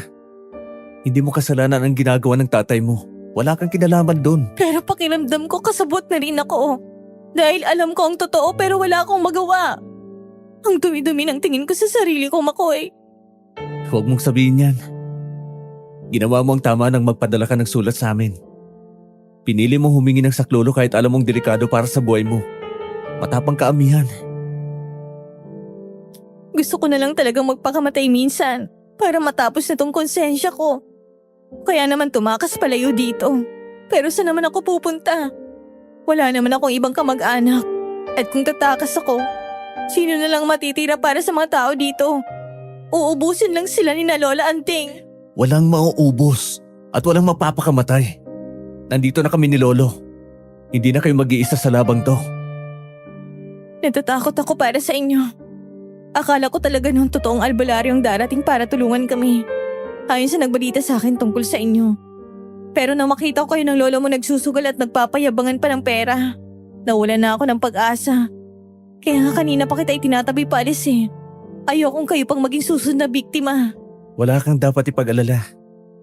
Albularyo talaga ang lolo ko. Yung sugal na nakikita mo, pagpapanggap lang namin yon para hindi kami mahalata ng mga aswang at ng tatay mo. Habang umiiyak siya, hindi ko na mapigilan ang sarili ko. Humakbang ako palapit at niyakap ko siya ng mahigpit. Naramdaman ko ang panginginig ng buong katawan niya sa pag-iyak habang nakasubsob ang mukha niya sa dibdib ko. Basang-basa na ng mga luha niya ang damit ko, pero wala akong pakialam. Gusto ko lang iparamdam sa kanya na ligtas siya sa mga bisig ko at hindi niya na kailangang pasanin mag-isa ang lahat ng bigat na matagal niya nang dinadala. Hinaplos ko ang likod niya para patahanin siya. Matagal kami magkayakap sa gitna ng madilim at tahimik na bakurang yun, sa ilalim ng liwanag ng buwan. Nang medyo kumalma na siya, dahan-dahan siyang kumalas sa pagkakayakap at nagpunas ng mga luha niya. Pasensya ka na, Makoy. Nabasa ko pa yata ng luha ko yung damit mo. Bigla lang kasi sumabog lahat ng kinikim-kim ko eh. Ayos lang yun. Buti nga, inilabas mo na yan. Para gumaan na kahit paano ang pakiramdam mo. Nakakapangit kaya pag lagi nakasimangot. Totoo ba yung sinabi mo? Na hindi kayo totoong mga sugaron? Na albularyo talagang lolo mo? Oo, totoo yun. Alam mo, yung tabakong hinihitit niya, nababaho ang amoy. Ginagamit niya yun para malaman namin kung sino ang mga aswang sa paligid. Ano nang plano nyo ngayon? Mahirap kalabanin sina Lola Anting. Marami silang tauhan dito sa baryo. At lalong hindi kayo papayagan ng tatay kong mangialam sa negosyo niya. Kami na ang bahala doon. May mga inihanda ng gamit si Lolo para patumbayin ang mga halimaw na yon. Kailangan lang namin ng tamang tiyempo para huliin sila sa akto. Para hindi na makapalag ang tatay mo at ang mga kasabwat niya. Paano ang tatay ko? Kapag napatunayan niyo nag-aalaga siya ng aswang, makukulong ba siya? Papatayin ba siya ng mga taga-baryo kapag nalaman nilang totoo? Hindi ko alam ang mangyayari sa tatay mo, Amihan. Pero isa lang ang sigurado ako. Kailangan niyang pagbayaran ang lahat ng buhay na isinakripisyo niya para sa pera. Naiintindihan mo naman yun, hindi ba? Naiintindihan ko. Masakit dahil tatay ko pa rin siya. Pero alam kong tama lang na matapos ang kasamaang ito. Handa na akong harapin kung ano man ang kahinatnan ng pamilya namin. Hindi ka mag-iisa sa pagharap doon. Ipinapangako ko sa iyo, Amihan. Tatapusin namin ni Lola ang sumpa dito sa baryo niyo. At kapag tapos ang lahat, kapag ligtas sa mga tao dito, isasama kita pa uwi sa amin. Isasama mo ako? Pero paano? Wala akong alam sa buhay dun sa bayan niyo. Pabigat lang ako sa inyo ng lolo mo. Hindi ka magiging pabigat. Ilalayo kita sa delikadong lugar na to. Magsisimula ka ng bagong buhay. Malayo sa mga aswang at malayo sa kasakiman ng tatay mo. Pangako yan, Amihan. Tiningnan niya ako sa mga mata pagkasabi ko noon. Nakita kong pag-asa na muling nabuhay sa mga titig niya. Tumango siya bilang pagsang-ayon. At sa unang pagkakataon, mula nang makilala ko siya, nakita ko ang isang tunay na ngiti ng kaginhawaan sa mga labi niya. Alam kong malaking laban ang haharapin namin. Pero dahil sa pangakong binitiwan ko sa kanya, mas naging desidido akong tapusin ng kababalaghang nangyayari sa baryong yun. Pagtutulungan kami ni Lolo Nanding para linisin ang lugar at sisiguraduhin kong matutupad ko ang pangako ko kay Amihan. Pinauwi ko na siya sa bahay nila bago pa may makapansin na wawala siya at bumalik na rin ako sa loob ng kubo namin para ipahinga ang isip ko at ihanda na rin ang sarili ko para sa susunod na gabi. Kinaumagahan, maaga pa lang ay lumabas na ako ng kubo para bumili sana ng pandesal at kape sa isang maliit na tindahan malapit sa kalsada. Tahimik pa ang paligid at iilan pa lang ang mga taong gising. Habang naghihintay ako ng sukli, napansin ko ang isang pamilyar na bulto ng tao sa likod ng isang malaking puno ng akasya. Hindi kalayuan sa kinatatayuan ko. Sumisilip-silip ito at halatang may inaabangan. Nang makita niya ako, pasikreto siyang kumaway at sumenyas na lumapit ako. Si Amihan. Lumingali nga muna ako para makasigurong walang nakatingin bago ako naglakad ng mabilis papunta sa pwesto niya. Buti naman at mag-isa ka lang na lumabas ngayon. Kanina pa ako nag-aabang dito dahil hindi ako pwedeng pumunta dun sa inuupahan niyo. Baka may makakita sa akin at isumbong ako sa tatay ko. Ha? Anong problema, Amihan? May nangyari ba kagabi pagka-uwi mo? May nakahalata ba sa'yo? Wala naman nakalata sa akin. Pero may narinig din naman akong usapan kagabi sa bahay namin. Pag uwi ko kasi galing sa lamay ni Mang Kulas, gising pang tatay ko at may kausap siya sa sala. Sinong kausap ng tatay mo? Sina Lola Anding na naman ba? Oo. Nandun si Lola Anting at si Aling Rosing. Nagbibilang ng mga perang tatay ko nung oras na yon, mula sa mga porsyento niya sa sugalan. Narinig ko mismo sa bibig ni Lola Anding kung aling bahay ang pupuntahan nila ngayong gabi. Kaninong bahay ang target nilang atakihin mamaya? Sigurado ka pa ngayong gabi nila gagawin yon? Siguradong sigurado ako. Ang sabi ni Lola Anding, matagal na raw nilang minaman-manan ng bahay na Aling Celia. Doon sa may dulo ng kalsada malapit sa sapa. Nag-iisa na lang daw ang bahay na yun doon. Kaya madali nilang magagawang balak nila. Kay Aling Celia? Sige, tanda ko na kung saan yon. Nakita ko yung kahapon nung nag-iikot kami ni Lolo. Huwag kang mag-alala, Amihan. Kami na ang bahala mamayang gabi. Hindi na makapambibiktima ang mga halimaw na yon. Mag-ingat kayo, Makoy. Marami sila. At alam nilang bawat sulok ng baryong ito. Uuwi na ako agad bago pa ako hanapin ng tatay ko para magluto ng almusal. Mabilis na naglakad paalis si Amihan at nagtago sa mga eskinita hanggang sa mawala siya sa paningin ko. Bumalik agad ako sa inuupahan naming kubo at ikinuwento kay Lolo Nanding ang lahat ng sinabi ni Amihan. Napangiti na lang si Lolo at sinabing yun ang pagkakataong hinihintay namin. Buong maghapon kaming nagplano. Ibinigay sa akin ni Lolo ang isang maliit na bote na naglalaman ng langis na inirosyonan niya raw ng 7 Biyernes. Ito raw ang gagamitin ko para sa dila ng aswang. Pagsapit ng gabi, nagpunta na ulit kami sa lamay ni Mang Kulas. Mas maraming tao noon kumpara nung nagdaang gabi at mas maingay ang mga mesa ng sugalan. Saktong-sakto ang sitwasyon para sa plano namin. Dumiretso agad si Lolo Nanding sa pwesto ni Nateban at Mang Tomas. Oh, nandito na pala ang paborito nating dayo. Mang Nanding, mukhang mas makapal yata ang dalang puhunan ng apon nyo ngayon kailangan nating tapatan ang init ng laro, Kapitan. Masyadong mabilis ang ikot ng pera dito sa inyo. Kaya hindi ako pwedeng patulog-tulog. Tomas, ayusin mo na ang pagbabalasa mo ngayon at ayokong makakita ng palpak na baraha. Walang problema yon, Mang Nanding. Upo na kayo dito para makapag-umpisa na tayo agad. Marami nang naghihintay na pumusta sa labas. Kaya ba nakala ko ba naubos yung pera mo kagabi? Bakit daan dito ka na naman sa harap ko? Nangutang ka na naman ba sa kapitan ninyo? Para lang may maitaya sa akin. Wala kang pakialam kung saan ko kinukuha ang pera ko, tanda. Ang importante, nandito ako para bawin lahat ng nakuha mo sa akin. Ilapag mo na ang pera mo. Tingnan natin kung sino ang uuwing luhaan ngayon. Yan ang gusto ko sa iyo Matapang ka kahit wala kang ibubuga. O sige, ilalapag ko na lahat ang dala ko dito sa mesa. Kung matatalo mo ako ngayon, sa'yo na ang lahat ng to.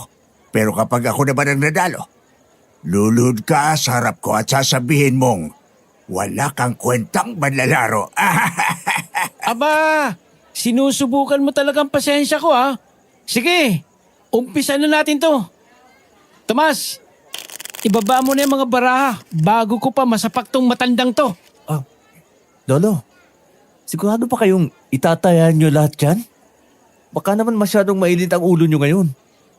Iiwan muna kita rito Manunood na lang muna ako sa ibang mesa.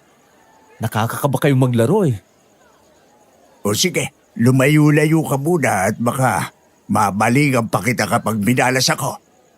Siguraduhin mo lang na diyan ka lang sa malapit Yun ang hudyat na hinihintay ko. Sinadya talaga ni Lolo Nanding na gumawa ng napakalaking ingay at tensyon sa mesa para lahat ng atensyon ng tao, lalo na ng kapitan at ng mga alipores niyang aswang, ay mapunta sa kanya. Dahan-dahan akong naglakad palayo at sumiksik sa maraming tao hanggang sa makalabas ako ng tolda ng walang nakakapansin.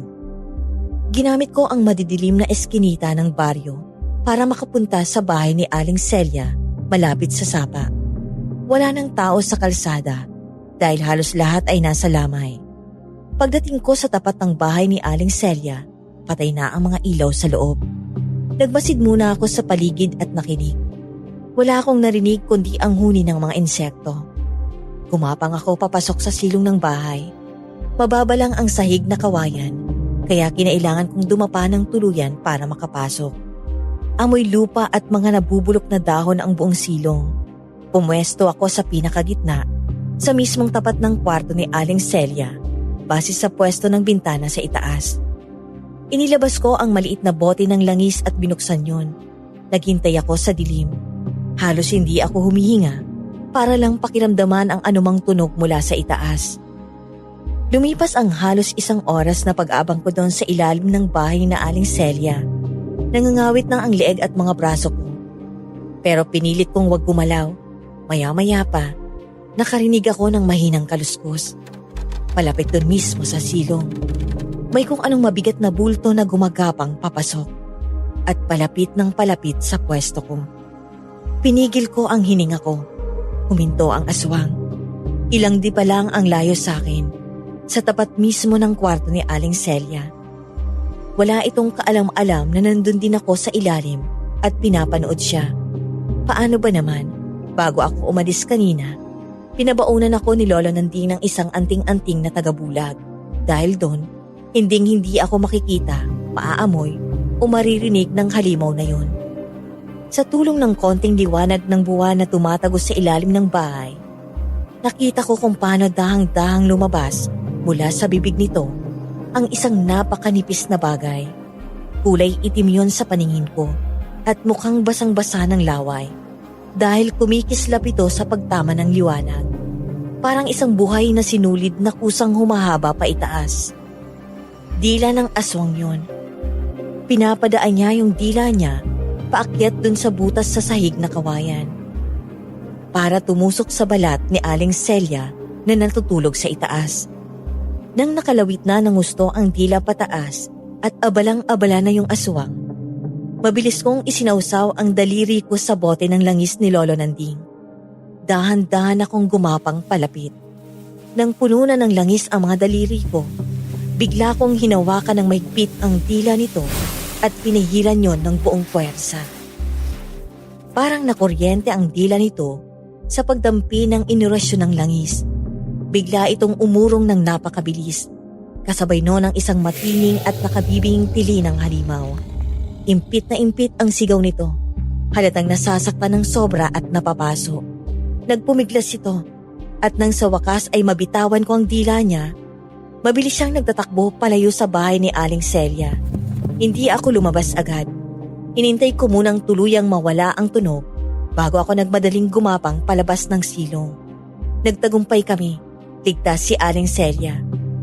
Mabilis akong bumalik sa inuupahan naming kubo at dun ko na hinintay si Lolo Nanding. Ayos lang na hindi ko napatay ang aswang dahil si Lolo Nanding na ang bahalang gumawa nun. Ang kailangan ko lang ng gabing yon ay siguraduhing ligtas ang susunod dapat nilang biktima. Kinaumagahan, maaga kami naglakad ni Lolo papunta sa pwesto ng tindahan para mag-almusal. Sinadya naming dumaan malapit sa bahay ng kapitan. Doon, nakasalubong namin sina Amihan at ang tatay niya.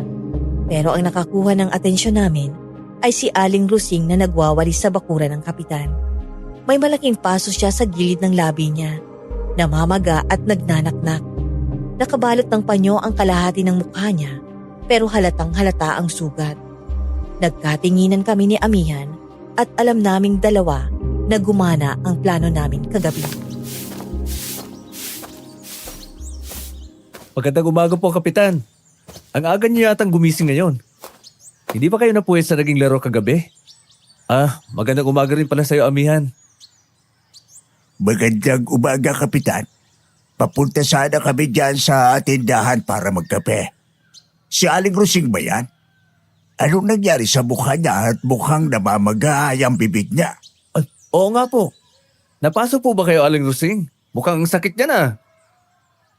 Hindi mo na kailangang malaman kung napano ito, bata. Rosing, huwag mong ibuntun sa kanila ang init ng ulo mo. Pasensya na, Kapitan. Pasensya ka na rin sa akin, Iyo.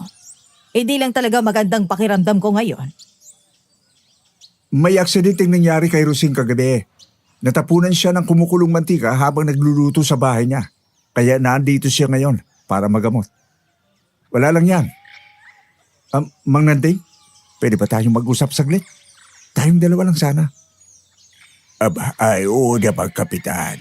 Tungkol saan ba itong pag-uusapan natin at parang masyadong seryoso yata ang mukha niyo ngayon? Napansin ko kasi kagabi na masyadong mainit ang dugo ng mga tao sa inyo sa sugalan. Gusto ko lang kayong bigyan ng babala. Minsan kasi kapag palaging nananalo ang mga dayo, hindi maiwasan na may magtanim ng galit. Ayokong may mangyaring masama sa inyo habang naandito kayo sa baryo ko. Naiintindihan ko ang pag-aalala mo, Kapitan. Pero sanay na kami ng apo ko sa mga ganyang klaseng sugaron. Bahagi na ng sugal ang maasar, kaya hindi kami natatakot. Alam ko, pero bilang kapitan, responsibilidad ko ang katahimikan dito. Eto, may inihanda akong maliit na pabuya para sa inyo. Malaking halaga yan, pantagdag sa mga napanulunan ninyo kagabi. Gusto ko sanang pakiusapan kayong lisanin na ang baryo namin ngayong umaga. Para na rin sa kaligtasan nyo. Aba, ay suhol ba ito para umalis kami, Kapitan? Hindi ko patatanggap yan. At saka hindi pa kami tapos ng apo ko sa pagbabakasyon namin dito. Maganda ang simoy ng hangin at marami pang pera ang mga tao sa lamay. Babalik kami mamayang gabi para tuluyan ang ubusin ang pera ni Teban. Masyado kang mayabang, Mang Nanding. Baka pagsisihan mo yung desisyon mo. Mag-isip kang mabuti. Aling Rosing, hindi pa po kami nagsasawa dito. Sayang naman po kung uuwi kami agad. Ang dami pa pong nakapilang laban si Lolo. Sigurado ba kayo dyan sa desisyon nyo, Mang Nandeng? Minsan lang ako mag-alok ng tulong. Kapag may nangyaring hindi maganda sa inyo, labas na ako dyan. Handa po kami sa kahit anong mangyayari, Kapitan. Sige po. Mauna na kami at medyo kumukulo na ang tiyan namin eh. Sige, kayong bahala. Pero wag niyong sabihin hindi kami nagbigay sa inyo ng babala. Nakita ko kung paano mag-igting ang panga ni Kapitan Nestor at ni Aling Rosing. Madilim ang tingin niya kay Lolo Nanding habang papaalis kami. Doon pa lang, ramdam na namin na naghihinala na siya sa totoong pakay namin. Walang namatay sa baryo ng gabing yun at sigurado akong ipinagtataka niya kung paano nasugatan si Aling Rosing nang walang nakakakita. Akala namin ni Lolo, dahil sa nangyari kay Aling Rosing, ay titigil na muna sila sa pag-atake para magtago. Pero nagkamali kami. Nang magtanghali, isang balita ang gumimbal sa buong baryo. Namatay ang isang matanda, si Mang Benigno, isang dating kapitan at pinakaginagalang na matanda sa lugar nila. Hindi namin siya nabantayan dahil kay Aling Celia kami nakatutok. Dahil sikat at nire-respeto si Mang Benigno, in-announce agad ni Kapitan Nestor na gaganapin ang pinakamalaking lamay sa covered court na pag-aari niya. Ramdam ko ang halo-halong inis at panghihinayang. Kung alam lang sana namin na may isa pa silang target, baka nailigtas din namin si Mang Benigno. Kinahapunan, habang nag-aayos kami ni Lolo ng mga gamit sa kubo, may kumatok sa pinto namin. Pagbukas ko, laking gulat ko nang makita ko si Amihan. Pumasok siya agad at isinara ang pinto. Makoy, buti naman at nandito pa kayo. Buong umaga ako naghahanap ng tiyempo para makapunta dito nang hindi nalalaman ng tatay ko. Amihan, delikado ang ginagawa mo. Baka may nakasunod sa'yo papunta rito. Bakit ka ba nagpunta? May balita ba tungkol kay Mang Benigno? Hindi inatake ng aswang si Mang Benigno. Matagal na siyang may sakit at talagang bumigay ng katawan niya kaninang umaga. Natural ang pagkamatay niya. Pero ang problema, ginagamit ng tatay kong pagkakataong to. Ginagamit? Para saan? Para makapagpasugal ng mas malaki sa covered court niya? Alam na namin ni Lolo yon. Aasahan na namin malaking lamay ang mangyayari mamaya. Hindi lang yun ang problema. Kakaibang kutob ko ngayon. Simula nang umalis kayo sa bakura namin kaninang umaga, Napansin kong palagi nagbubulungan sina Lola Andeng, Aling Rusing at ang tatay ko. Ang sama pa ng tingin nila sa inyo nung tumalikod kayo. Nag-iinala na siguro ang tatay mo sa amin dahil tinanggihan ni Lolo yung perang inaalok niya. Alam niyang hindi kami ordinaryong mga dayo. Pakiramdam ko, may plano sila sa inyo mamayang gabi sa covered court. Narinig kong sinabihan ng tatay ko si Mang Tomas na ipasara lahat ng gate mamaya kapag nagsimula ng malaking sugalan. Mako'y natatakot ako para sa inyo. Baka itatrap nila kayo doon. Wala kang dapat ikatakot, amihan. Hindi mo naiintindihan. Lahat ng aswang sa baryong to nandun mamaya. At lahat ng tauhan ng tatay ko armado. Dalawa lang kayo ni Mang Nanding. Baka mamaya hindi na kayo makalabas ng buhay mula sa covered court na yon. Amihan, makinig ka sa akin. Hindi na lang kami mapapatumba ng ganun-ganun lang. Kasama sa plano namin ang tipunin sila sa isang lugar. Kaya nga hindi ko pinatay si Aling Rusing kagabi. Paano kung may mangyari sa inyo? Hindi ko mapapatawad ang sarili ko dahil ako nagdala sa inyo dito. Tumingin ka sa akin, amihan. Wala kang kasalanan at walang mangyayaring masama. Pangako. Ipinangako ko sa'yo na tatapusin namin ang sumpa sa baryong to, di ba? Tutuparin ko yun. Hindi ko hahayaang may mangyari sa amin ni Lolo. At lalong hindi ko hahayaang may mangyari sa'yo. Mamayang gabi, huwag kang lalayo sa amin kapag nagsimula na ang gulo. Nangangako ka ba, Makoy? Mangako kang babalik tayo sa pamilya mo ng buo. Nangangako ako. Isasama kita pa uwi.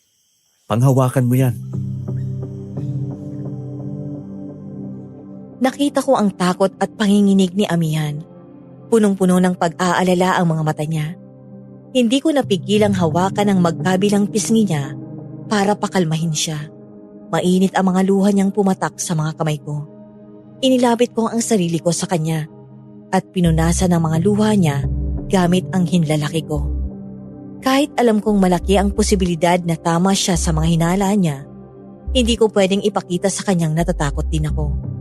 Kailangan kong maging matapang para sa kanya. Dahan-dahan ko siyang niyakap ng mahigpit. Ipinaparamdam ko na nandito lang ako at hindi ko siya iiwan sa kabila ng lahat ng bantang nakaamba sa amin. Nang pumalma na siya, mabilis siyang nagpaalam at umalis para bumalik sa bahay ng kapitan bago pa siya nito hanapin. Nang maisara ko ang pinto, hinarap ko si Lolo Nanding na kanina pa tahimik na nakikinig sa isang sulok ng kubo. Iba ang aura ni Lolo noon. Wala na ang nagbibirong sugarol. Ang nakikita ko na lang ay ang veteranong albularyong handang-handa na sa digmaan. Lolo, narinig niyo ba ang mga sinabi ni Amihan? May plano kasi silang ikulong tayo mamaya sa covered court. Narinig ko. Hayaan mo lang sila. Mas pabor sa atin yon para hindi rin makatakas ang mga aswang kapag nakagipitan na. Pero Lolo, sabi niya nandun daw lahat ng mga aswang sa baryo. Sigurado pa kayong kakayanin nating dalawa lahat ng yun? Baka kailangan nating humingi ng tulong sa labas. Wala nang oras para humingi ng tulong. At saka, hindi nila alam kung anong kayang gawin ng mga inihanda ko. Kumuha ka ng malinis na basahan dyan at punasan mo to. Oh, buntot pagi ba tulo? Hindi ko napansing daladala niyo to ah. Paano niya naitago to? Wala ka talagang bilib sa akin, ano? Hindi na mahalaga kung paano ko itinago yan. Yan ang gagamitin natin laban sa mga hayop na yun mamaya. Bawat hampas niyan, paniguradong tatagos hanggang sa buto ng aswang. Paano si Kapitan Lo? Mga armado raw ang tauhan niya. Paano kung barilin nila tayo habang nakikipaglaban tayo sa mga aswang? Huwag mong isipin ang mga baril nila. Ako ang bahala sa kanila at kay Andeng. Intindihin mo lang ang pagprotekta sa sarili mo at kay Amihan kapag nagkagulo na. Kinakabahan pa rin ako, Lolo. Kaya ga, ihanda mo ang sarili mo, Makoy. Tingnan ko kung hanggang saan naabot ang tapang nila, Kapitan. Kapag naglabasa na ang tunay na anyo ng mga pinoprotektahan niya. Tiningnan ko ang mga inilatag ni Lolo Nanding sa sahig, mga orasyong nakasulat sa papel, mga inorasyon ng langis at ang paborito niyang tabako na dinagdagan niya pa ng higit sa 3 patak ng dugo. Habang isinusukbit ko ang buntot pagi sa braso ko at itinatago ito sa ilalim ng jacket ko, naramdaman ko ang pag-init ng katawan ko. Handa na kami. Dumating ang gabi ng pinakamalaking lamay sa buong baryo. Dahil dating kapitan si Mang Benigno, halos lahat ng tao sa lugar nila ay nagpunta para makiramay. Pero hindi lang mga tao ang dumalo. Ramdam namin ni Lolo Nanding ang bigat ng paligid. Umuulan ng napakalakas at sinabayan pa ito ng malalakas na kulog at kidlat ng gabing yon. Ginanap ang burol sa loob ng malaking covered court na pag-aari mismo ni Kapitan Nestor. Nang makapasok na ang karamihan, laking gulat ko nang makita kong inutusan ni Kapitan ang mga tauhan niya na isara at ikandado ang malalaking gate ng covered court na gawa sa bakal. Wala nang makakalabas at wala na ring makakapasok. Nagkatinginan kami ni Lolo. Alam naming ito na ang bitag na sinasabi ni Amihan. Pero imbes na matakot, mas lalong naging seryoso ang mukha ni Lolo. Hawak niya ng mahigpit ang bag niya kung saan nakatago ang lahat ng kailangan namin. Tinapik niya ako sa balikat bilang senyas na maghanda na ako. Naglakad kami papunta sa gitna kung saan nakapwesto ang pinakamalaking mesa ng sugalan. Mabuti naman at hindi kayo nagpapigil sa lakas ng ulan, Mang Nanding. Kala ko, hindi na kayo sisipot ngayong gabi. Wala sa bukabularyo ko ang umaatras sa sugal, Kapitan. At saka napansin kong pinakandado mo ang mga gate nitong lugar. May pinagtataguan ba tayo? Kaya kailangan ikulong ang mga tao dito sa loob. Para lang yan sa seguridad ng lahat. Napakalakas ng bagyo sa labas eh. Baka may mangyari pang aksidente kung hayaan kong labas-masok ang mga bisita. Gusto ko lang siguraduhin ligtas sa mga tao habang naglalaro tayo. Tama yun, Mang Nanding.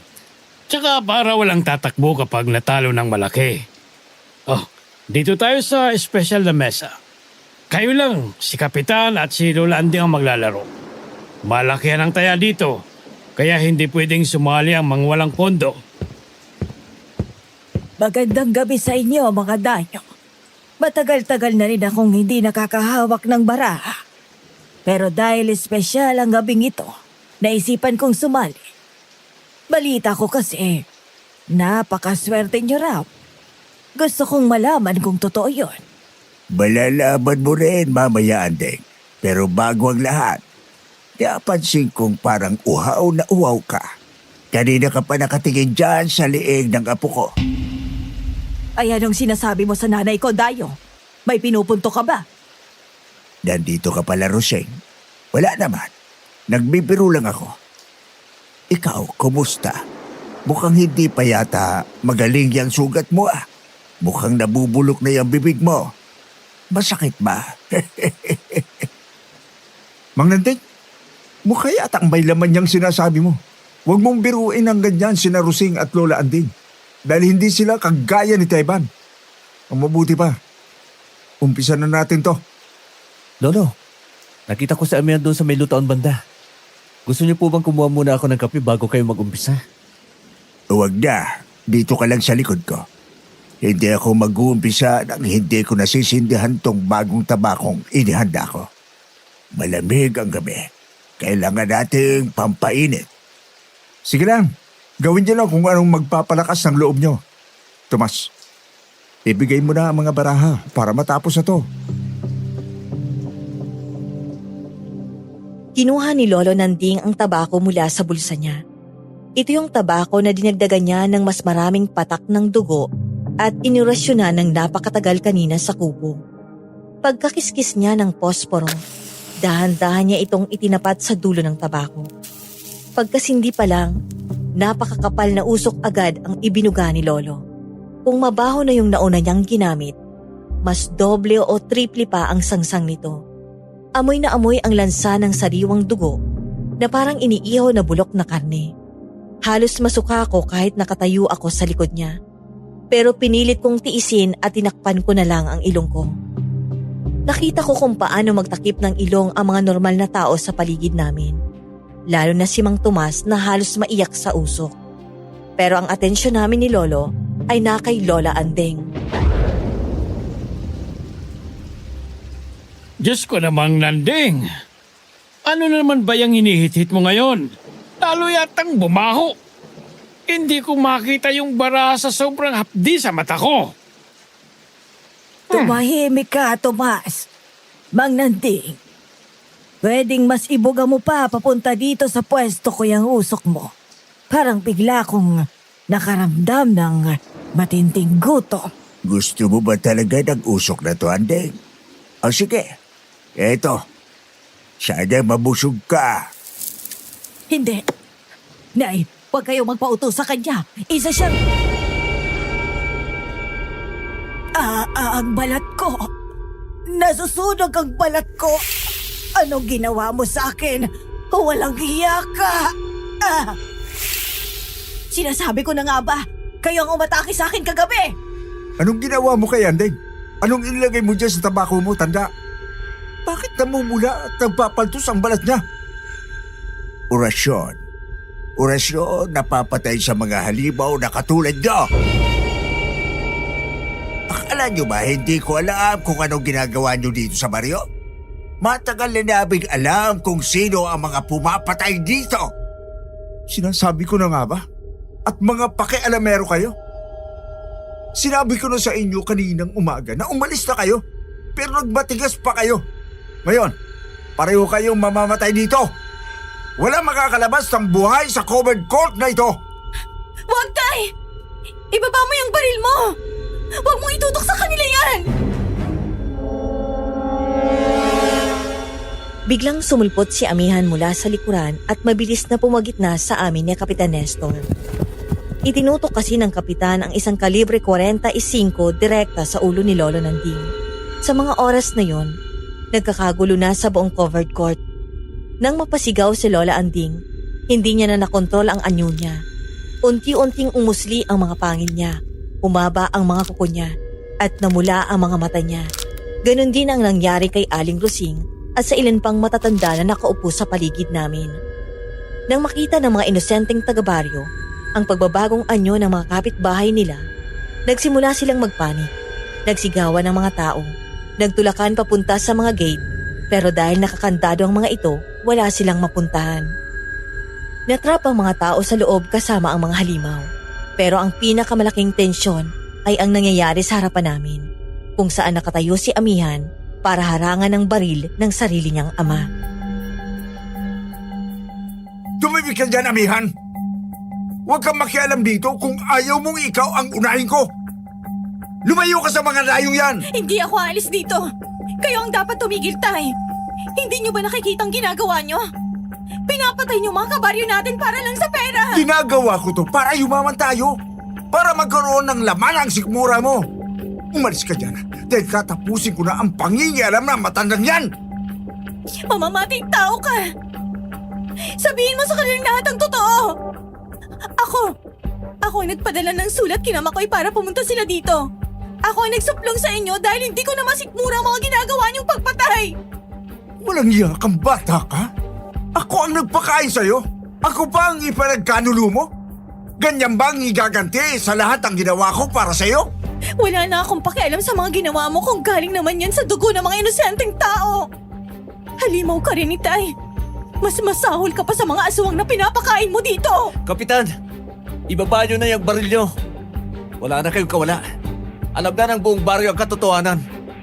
Nakita na nilang lahat ang mga aswang na itinatago nyo. Tumahimik ka! At ikaw, Amihan! Akala ko ba may pakialam ako sa buhay mo? Akala mo ba ituturing pa kitang tunay na anak matapos ng ginawa mong pag-traidor sa akin? Hindi kita tunay na anak. Ampun lang kita. Pinulot lang kita sa kalsada noon. Dahil akala ko'y pakikinabangan kita. Wala akong pakialam kahit mamatay ka kasama ang mga dayong yan! Nakita ko kung paano nanlaki ang mga mata ni Amihan. Parang pinagsakluban siya ng langit at lupa sa mga narinig niya. Bumagsak ang mga balikat niya at hindi siya makapagsalita. Ang luhang kanina pa niya pinipigilan ay tuluyan ng bumuhos. Gumuho ang buong mundo niya nang malaman niyang ang taong tinawag niyang ama buong buhay niya ay hindi pala niya kadugo at kinukup lang siya para gawing utusan. Akmang ikakasana ni Kapitan Nestor ang baril niya para iputok kay Amihan, kaya mabilis akong humakbang. Hinawakan ko ang braso ni Amihan at malakas ko siyang hinila papunta sa likod ko para protektahan siya. Handa na sana akong isangga ang sarili ko sa bala, pero biglang may nangyaring hindi inaasahan ng kahit sino sa amin. Wala na palang silbi ang kasunduan natin, Kapitan. Buko na tayong lahat dahil dyan sa ampon mo. Andeng, anong ginagawa mo? Umatras ka! Tutulungan ko kayo makatakas dito. Pero papatayin muna natin sila! Kapag nakarating to sa bayan, wala na rin kwenta dahil alam na ng lahat ang tungkol sa amin. Mas mabuting isama na lang kita sa hapunan namin ngayon para manahimik ka na habang buhay. Ano? Bakit ako ang sinisisi mo, Andeng? Hindi ako ang... Dahil ikaw ang may kasalanan. Masyado ka kasing gahaman. Kaya nakarating dito ang mga walang hiyang-yan. Dahil sa'yo, napornadang tahimik na buhay naming mga aswang. Sinasabi ko na nga ba't hindi magandang ideya makipagkasundo kami sa'yo? Dapat sinakop na lang namin ang baryong ito at ginawa ka na lang din naming pagkain. Papatayin ka namin kasama ang dalawang yan. Hindi! Huwag! Huwag kayong lumapit! Bago pa man maikasa at maitutok ni Kapitan ang baril sa halimaw na si Lola Andeng, mabilis siyang dinamba ng matandang aswang kasama si Aling Rosing at ng 3 pang halimaw. Napakalakas nila. Sa isang iglap, bumagsak sa sahig ang Kapitan habang pinagkakaguluhan siya ng mga aswang. Dahil booking na ang lihim nila sa buong baryo, naisip ng mga aswang na wala ng kwentang kasunduan nila ng Kapitan. Gusto na nilang patahimikin ito kasama namin. Kahit na masama ang Kapitan, sinubukan pa rin namin siyang iligtas. Inilabas ko ang buntot paging dala ko at inihataw ko iyon ng malakas sa likod ni Aling Rosing. Napasigaw siya at napabitaw kay Kapitan. Si Lolo Nanding naman ay nagsimulang magsambit ng mga orasyon habang nagsasaboy ng inorasyon ng langis sa mga aswang. Pero huli na ang lahat. Nang makalas namin si Andeng mula sa ibabaw ni Kapitan, nakita naming duguan na ang leeg nito. Napunit na ang lalamunan ng Kapitan at wala na itong buhay.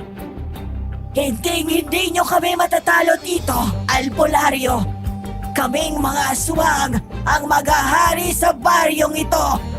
Hindi mangyayari yun habang nandito kami. Subukan mong lumapit at hahatiin ko yung katawan mo gamit ang buntot pagi. Hindi na kayo makakapanakit pa ng mga inosente.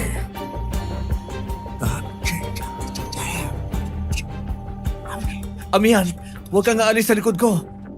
Bakoy, paluin mo yung isin dyan sa kanan mo. Huwag mo gayaang makalapit sa mga tao. Opo, Lolo.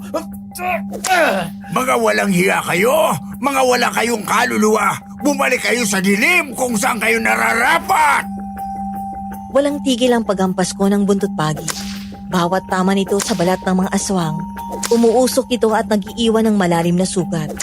Parang asido na sumusunog sa laman nila.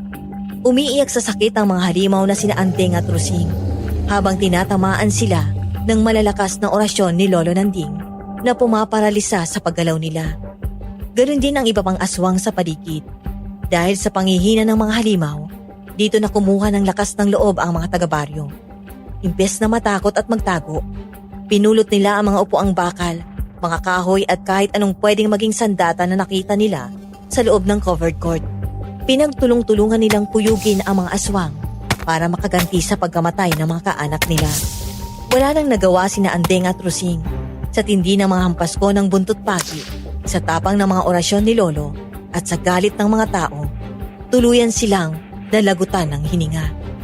Umalingaw-ngaw ang huling impit at ungol ng mga halimaw bago tuluyang bumagsak ang mga walang buhay na katawan nila sa sahig.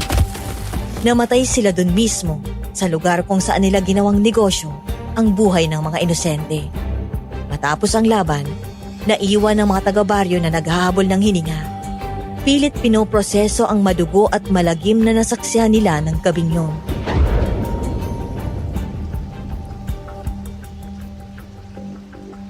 Amihan, ayos ka lang ba? Hindi ka ba nasaktan? Wala na siya, Makoy. Wala nang tatay ko. Kahit ganun siya kasama sa akin, ama pa rin ang turing ko sa kanya. Wala na akong pamilya. Wala na akong uuwian. Nandito ako. Tingnan mo ako. Hindi ka nag-iisa. Ipinangako ko sa'yo, di ba? Isasama kita sa amin. Ang sakit-sakit, Makoy. Buong buhay ko, akala ko anak niya ako.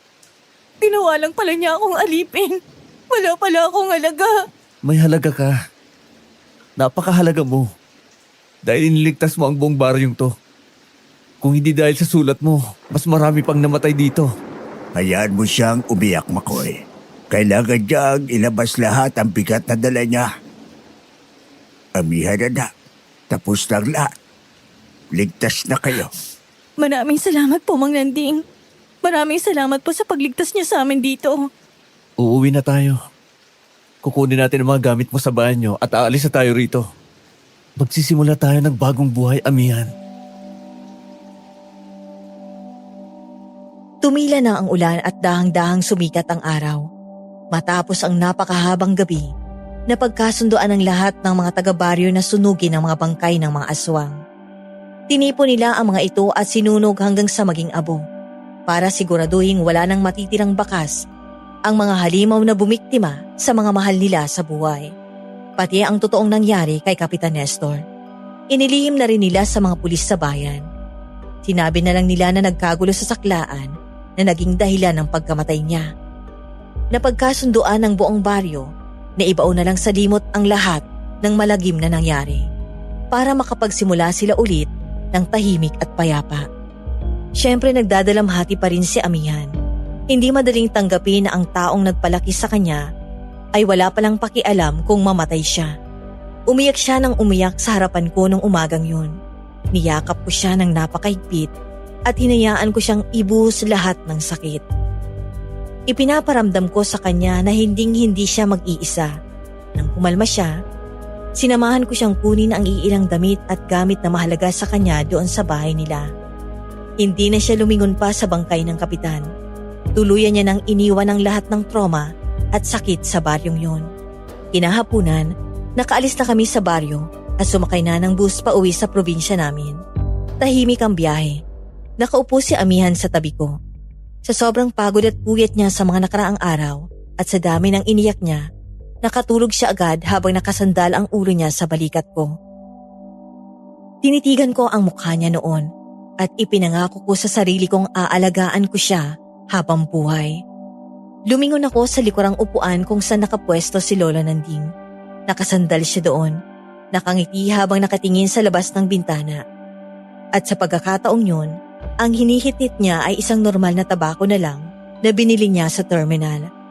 Gaya ng ipinangako ko, iniuwi ko si Amihan sa amin. Doon na kami nagsama at tuluyang bumuo ng sariling pamilya. Nang magkaroon kami ng 2 anak, nagdesisyon akong mag-abroad para mas mabigyan sila ng magandang kinabukasan. Sa awa ng Diyos, nagbunga naman ang mga sakripisyo namin.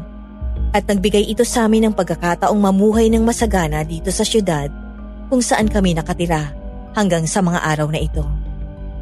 Maraming salamat sa lahat ng mga listener na nag-antabay at nakinig hanggang dulo sa kwento kong ito.